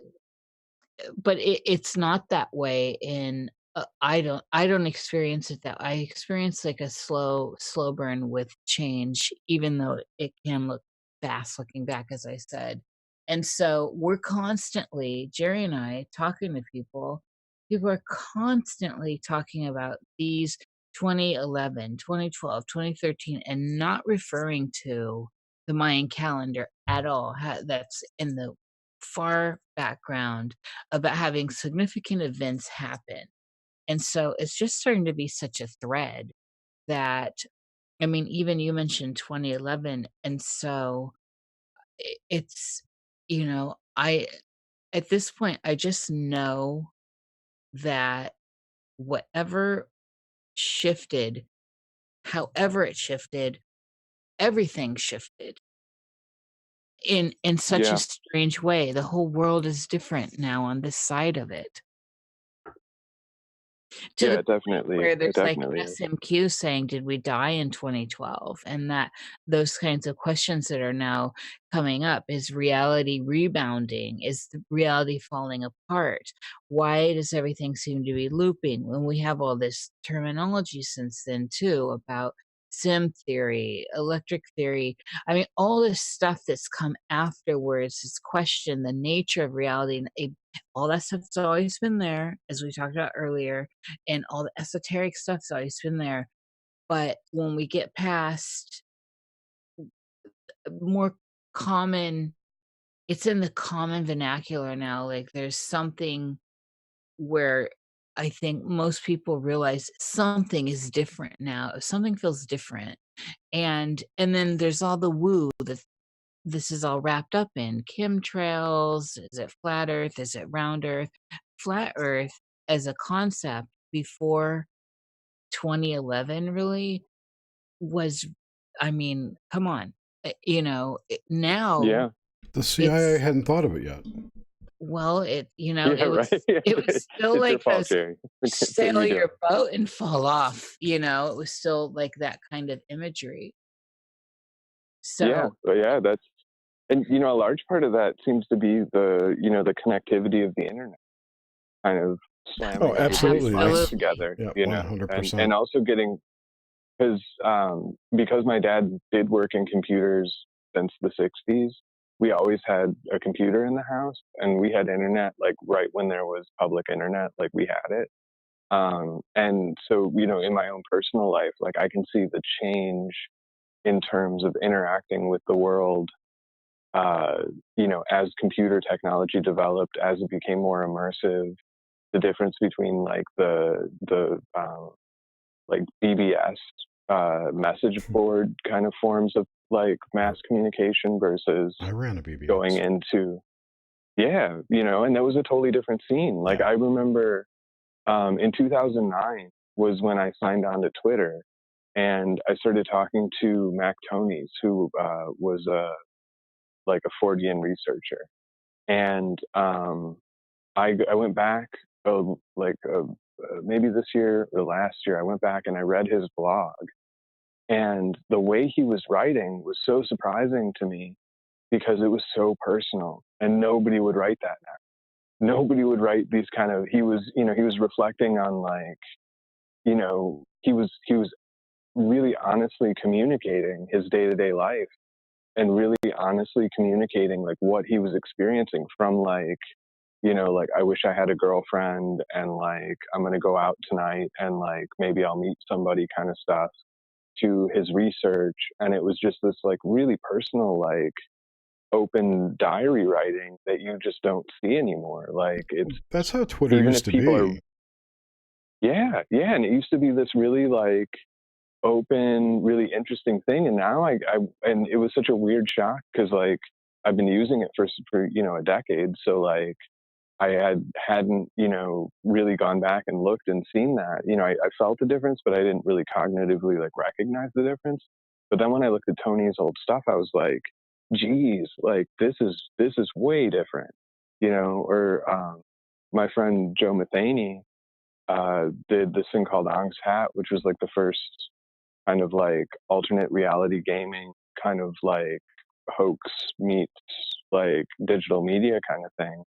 And looking back at that and knowing Joe and having these conversations with Joe about how the internet's changed and how the communications have changed and how people have changed, and seeing him kind of lament what, when in early on when he was doing it with BBSs and, in like the early like days of the internet versus what those kind of like mimetic structures and that kind of stuff has turned into now.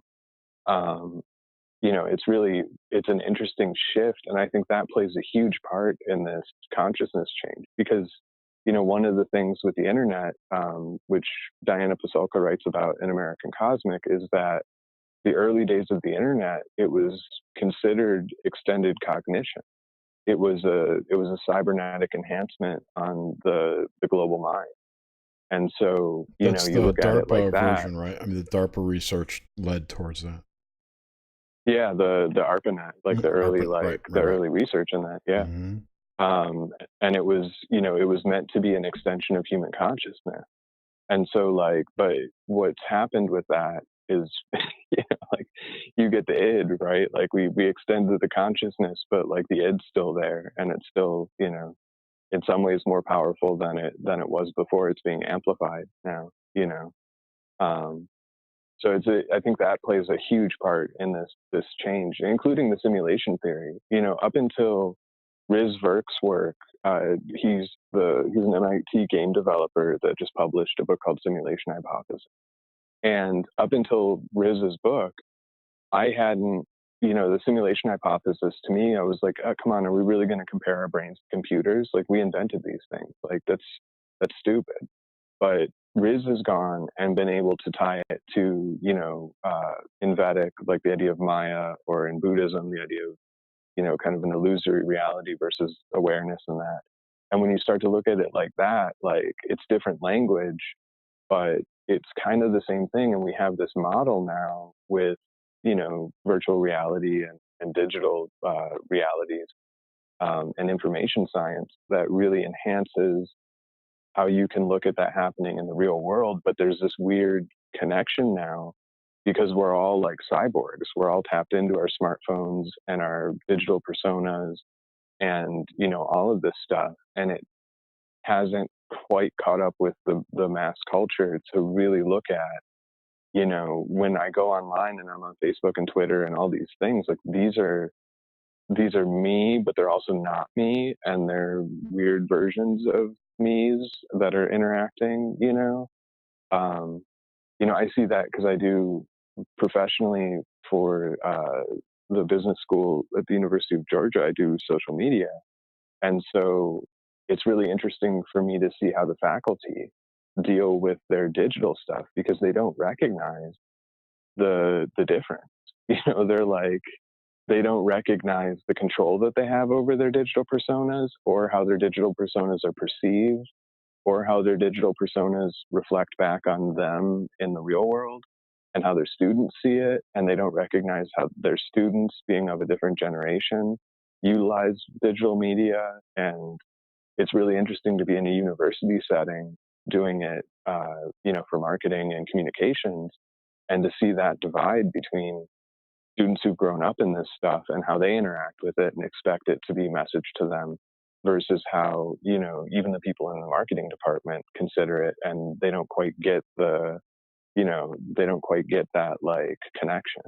And a lot of them will be like, well, I don't use that crap, like I wouldn't use Twitter. It's stupid, and it's like, if your students use it, and then they're like, well, students, I've seen the studies that they don't use the Twitter, and they don't understand that there's different platforms and then these platforms bleed together and it gets real complicated. But I think that kind of the digital media environment and the digital communications environment has allowed for what we're seeing now with this weirdness, which may be like what you're talking about earlier, Jerry, with this, this is occultism now, kind of like the popularization of it. Is it opening up these gateways?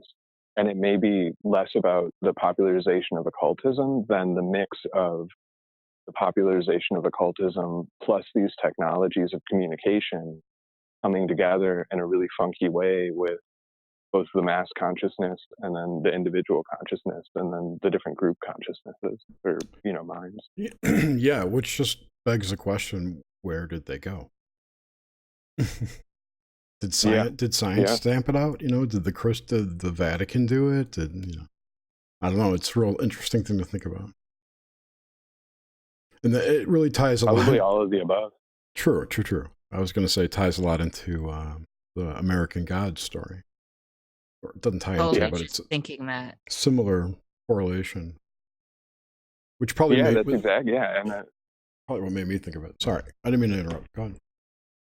No, that's the American Gods is great because I think Gaiman's really working with like that concept and that like that what's happening with that, and you can actually look at it too because the earliest forms of the internet that we see are, it goes back, there's, I forget her name. There's a great book called Gods and Robots by, I think it's Adrienne Mayer.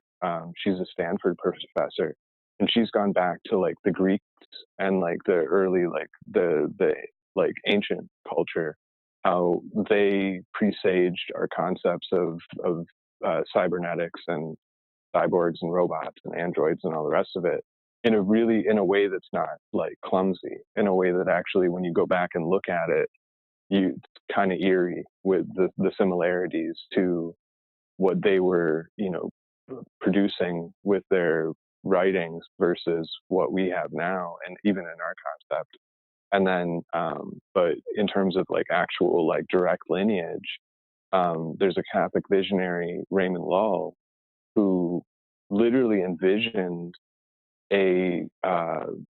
what's called the Ars Magna, or the Grand Art. It's also called the Lullian Art, but it was information theory before there was information theory. And his idea in developing this system, and they've got wheels and stuff like that. It's like it is actually an early computer, that led into Leibniz, who was one of the first people to think of binary and then it goes on into artificial intelligence and computing and all the stuff we have today. But Lull thought of it in terms of what he wanted to do as a Christian missionary was go forward and create something that would take all the languages of the greatest minds of each religion and allow them to take propositions that nobody could argue about.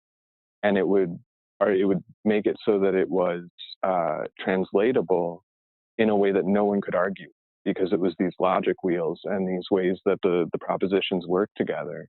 And he actually viewed it as an apocalyptic machine in a Christian sense, so in a good way, that basically it would take the language of the angels, and and at the time angels were, physical forces, and it was a different way than we think of angels now. And that it would take these things, and it would take this art, which was, a mix of like memory training and these wheels of different propositions and logic structures. A ritual. In a sense, and like when you worked through this art, you would then be able to take anyone who was rationally thinking and give them this art, and they would realize the truth of reality. And at the end of that line was the apocalypse, where the great unveiling of reality would happen. And it's really eerie to see that, because you look at his writings and it's like, well, this guy literally sits at the basis of computing, and what we have today in the internet. And you read his writing and he's talking about, all the people coming together and talking and doing this. And so it's this kind of eerie resonances that you see over time, always in the sense of that when this thing gets kicked in, it's going to destroy, the empire, what came before it. Yeah, it'll tear that apart, and we're going to have this raw view of reality, and then you look at it now, and we've got the space program. We're talking about going to the moon, and we're talking about going to Mars and all the rest of it, with the idea being that once we get out into space, we're no longer going to be human, because a human can't go into space. Nobody can. So what?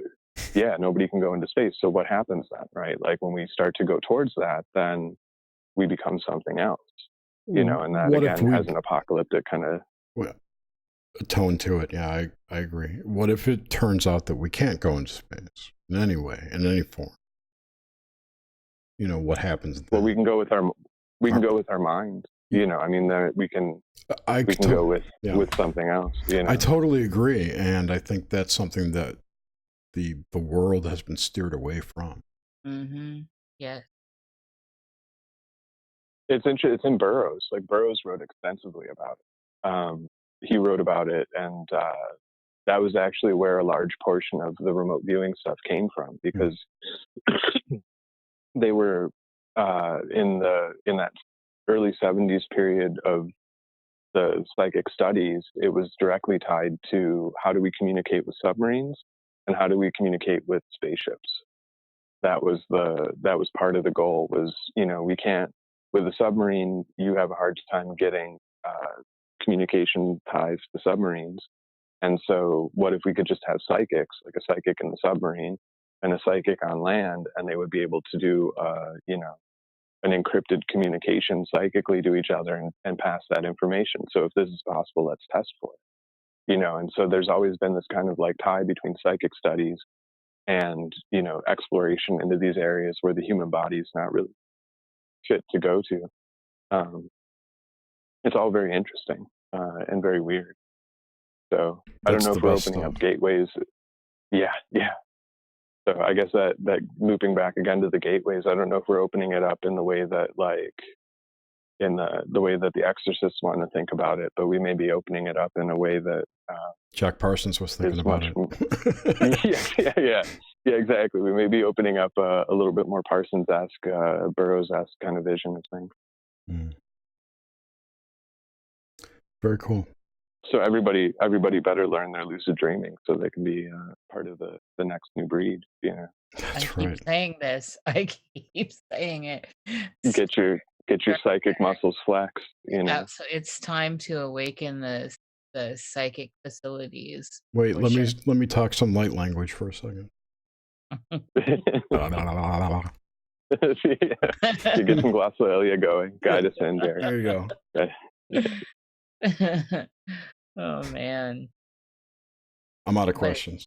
it's true. Do we have any from the audience? No, losers. They've all been Especially. put to sleep. They've all been transported. Oh God, no. There's been very little chat. They've been enthralled, I would say. Yeah. Oh, As I yeah. have been. Yes, this has been remarkable. Of course, I know it would be. It's not a surprise. I have nothing. I mean, we went through where I wanted to go You go, girl. with this particular line of thought, and otherwise, I start steering more towards the woo, which is kind of where we are now. Yeah, we jumped right into the woo. Yeah, I don't think we ever left it. we actually never do really leave it. But as far as like kind of like some harder statements from you, like what do you think space is? Is there a difference between space and deep sea? This kind of stuff. Oh, yeah, I don't know. Like, I don't think so. I mean, like, yes and no. I mean, I guess, like, in terms of, like, again, like, more of, like, a phenomenological experiential, but in terms of physics, no, not really. I mean, there's particles and waves, and everything's particles and waves, And then, actually with you, I had a question that I didn't bring up, and I saw it on my notepad, but I was specifically wanting to get your view on the whole quantum thing, and you brought up Borgo, but the whole idea of, say, what's popular now is the D-wave computer, but quantum computing in general. Yeah, I haven't so I started to kind of look at that. The D-wave thing is interesting. I don't know if it's changed, but the non like Wall Street Journal article version of it, like they don't even know if there's quantum computing happening in the D-wave. Yeah. At least as of like a few years ago, they weren't performing much better than a high level normal like Intel processor. And that's totally like a complete, like, I'm not a computer guy in that sense. So like people could be like balking at that if they actually know computer science. But like, from what I understand, like it was unclear if the D-wave was a true quantum computer. It seems like they've gotten a lot farther with that, with some of the new like materials science stuff. They've upped the the number of qubits to I think 1024 now or something, or maybe even 2048. So it's apparently so fast that it answers questions before they're asked.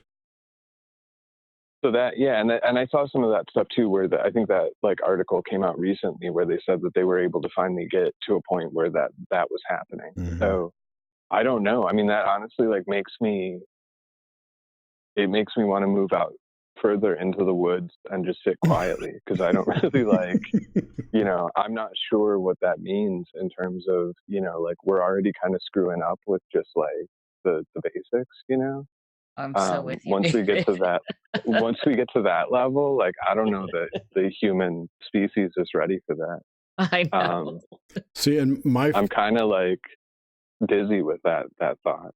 I don't know. And my concern with it is that if what they say is true, that these things are traveling entangled with other dimensions, and then this system exists outside of what we call a timeline or a time stream or whatever. Our linear time that we experience, it doesn't experience it that way. So it could be messing with things in our past and not even know it. Yeah, I ran across like a sci-fi short story called the Brooklyn Project. Mm-hmm. And it's really short, and I don't know who the author was. It was in like some random like pulp anthology that I picked up because it had like a cool cover. And it was actually about that, and it was about basically quantum computing. And the whole gist of the story is these journalists are called in. they're not allowed to leave until the experiment is over. And then even after that, they have to stay in the room for, like 6 years after that or something, in order to keep, because it's this top secret program. And the whole joke of the story, it's kind of like a humorous story, but it's the main like head of the project is describing how stupid the skeptics are and how they think it's going to break the timeline and how it's going to change things and how ridiculous that is. And as they run the experiment, it describes the head of the project like making fun of it and how stupid the skeptics are. And then, and when the thing starts, they're all human. And by the end of the story, they're like protoplasmic globs, like whapping their tentacles together and laughing, And the joke basically being that, like, as they're making fun of it, not actually doing what the skeptics said it would do, it's doing that, but they don't realize it, And so, and that was weird to read because this story was from either the 60s or the 70s. And as I was reading that, I was thinking about quantum computing, and I'm just like, And the other thing too is they all talk about it real weird. Like when you like read like the, Musk says a bunch of weird stuff, and like all these guys say like really weird, like kind of like, really? You're heading like a major corporation, and like you're talking kind of weird, because they were in the early days of quantum computing, they were saying stuff like that, like, oh, we're going to be able to access different timelines and different stuff, and it's like that's theoretical in physics, like, and you guys are running a computer that you're talking about this as actually being a thing, So I don't know. It makes me, like I said, it makes me want to go to a hermitage. So that Brooklyn Project was in a magazine called Planet Stories. It was by William Tenn, Tenn. Yeah. So this is for Suzanne. Check that out. I put a copy of it in the show notes. So I've got the whole PDF. I want to say it's Suzanne. That was written in 1947, by the way. We're doing we've got a little research project on 1947 going on. More for 47. When the fuckery began.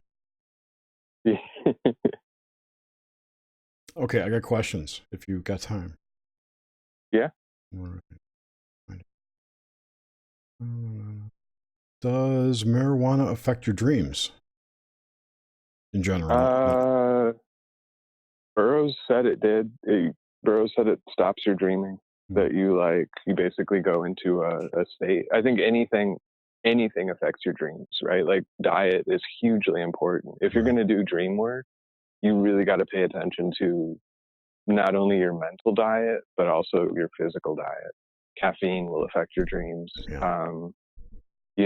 Adderall. Adderall will definitely affect your dreams.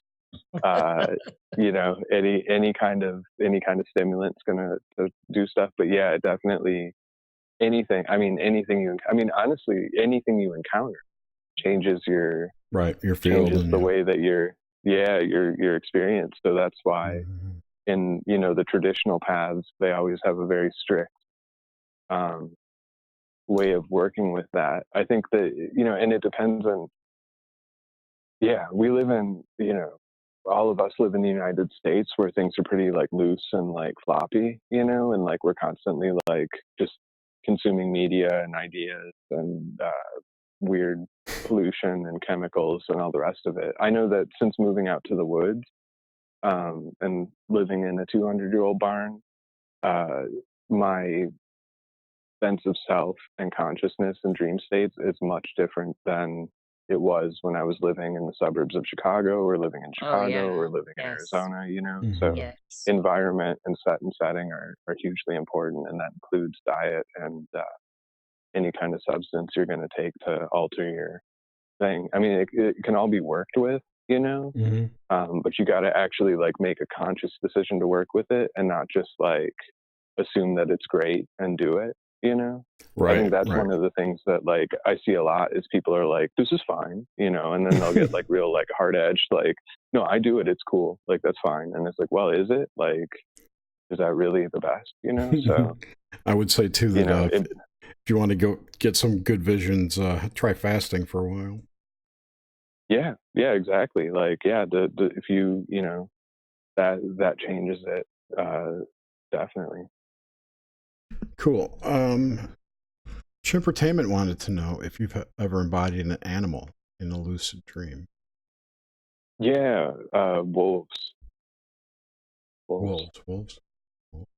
Yeah, I had one that was really odd where like a wolf was running at me and I was running at the wolf, and then we kind of merged, and then it was a kind of like wolf and werewolfy kind of So how long experience. have you been a werewolf? No, I'm kidding. Probably since I was a kid. It was the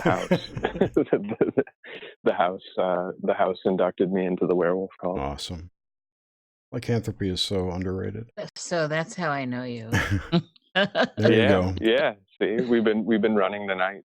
We have been, and I actually have wolves. All right, I got one more question from BB. Oh, I'm from Joe. What are your thoughts about the current leading transhumanists? Do you think consciousness can be digitized? That's a better question. No, I don't think so. I'm not a fan of transhumanism at all. I think that like It's a this try. stuff can be used. I'm not anti-technology. Obviously, I do social media and I'm on social media and I do digital art and I use computers and all of that. But I don't think that the transhumanism as a movement, I think it's an ism, you know. Yeah, it's a religion. I'm not a fan of isms.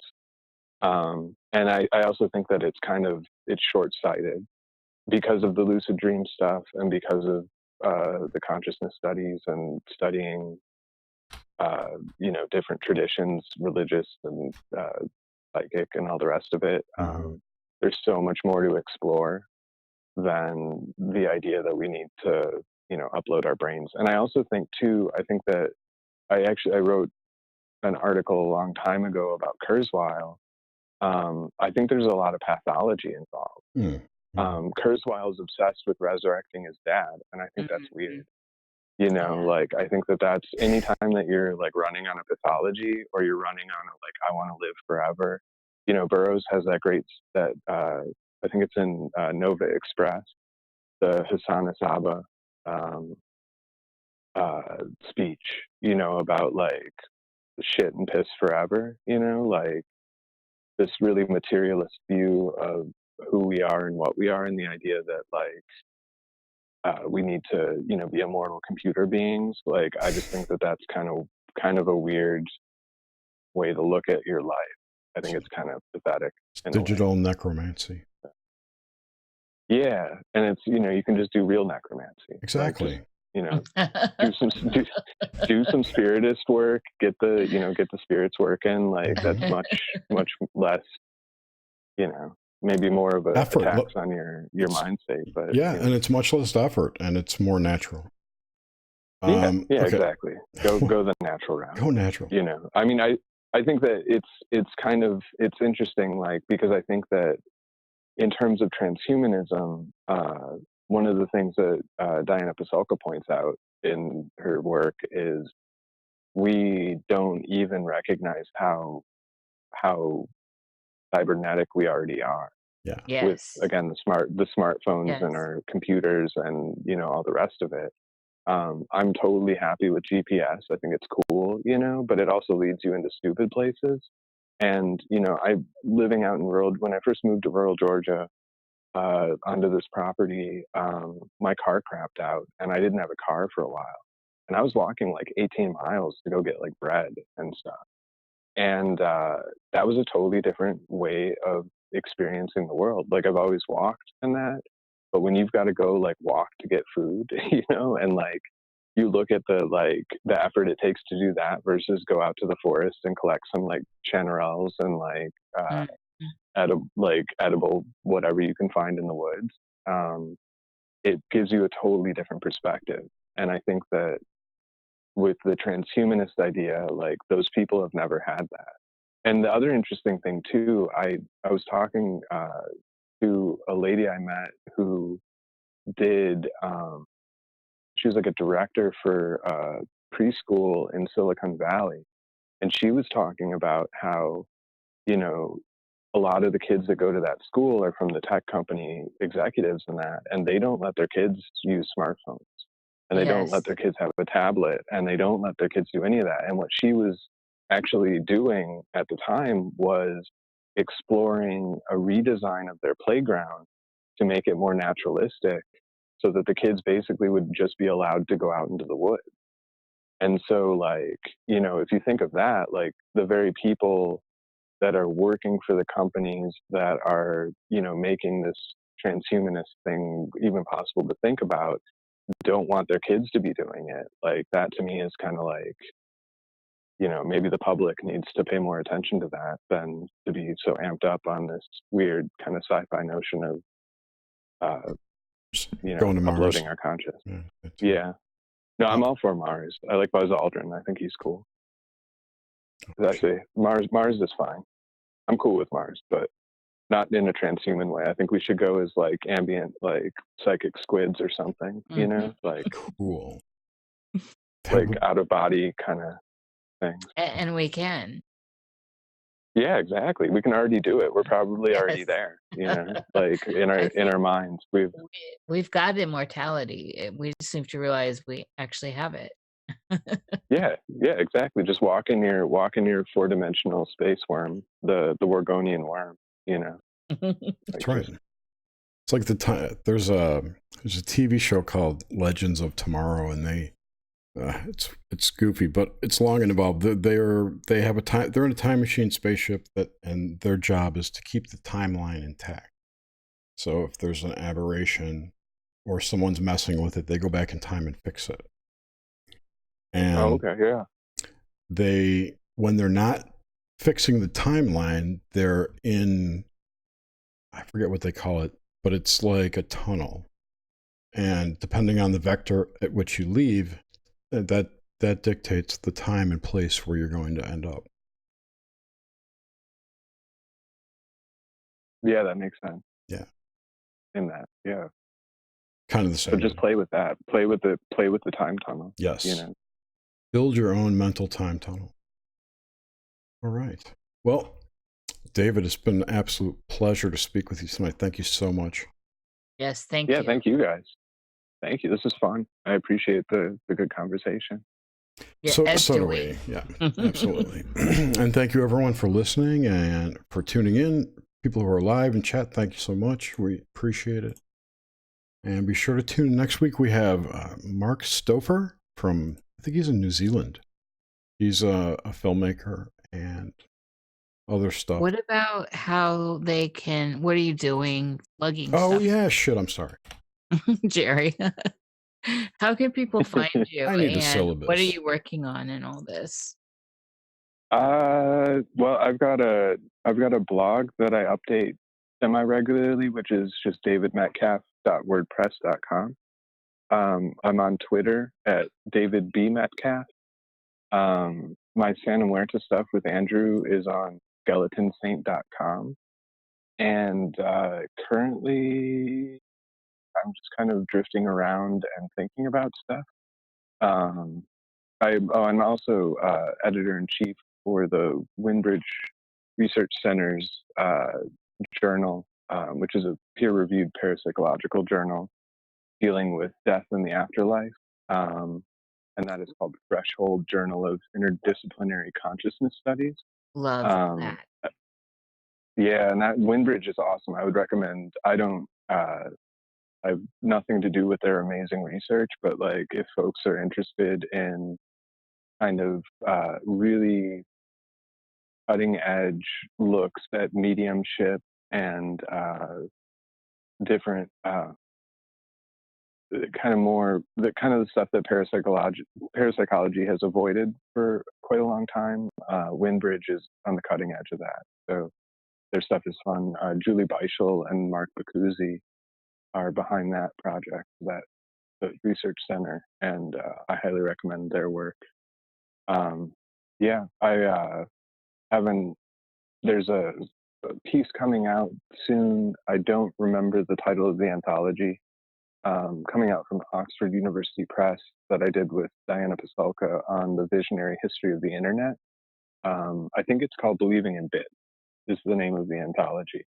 So if people want to check that out, that has more on Raymond Lull in it, and on the ways in which kind of the visionary history of the internet. And I'm hoping to do more work on that because of the transhuman question.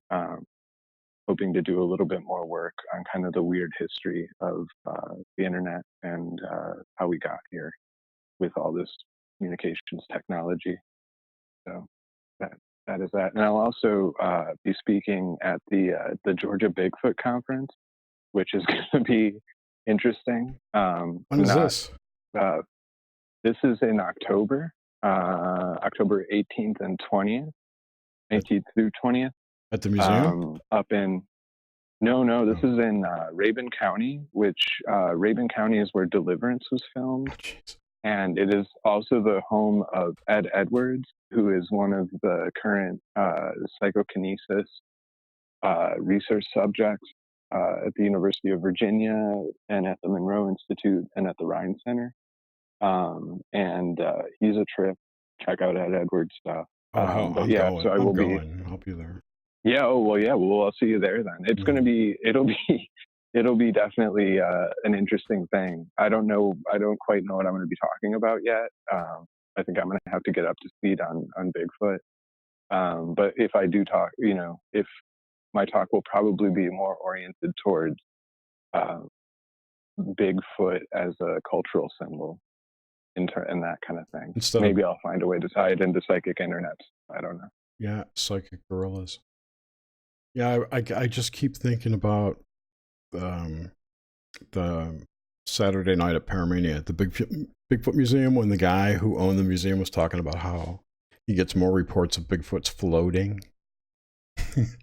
Yeah, that's where I'm at. Like, that's where I want to see. I wanted to learn more about that. I mean, I'm honestly not.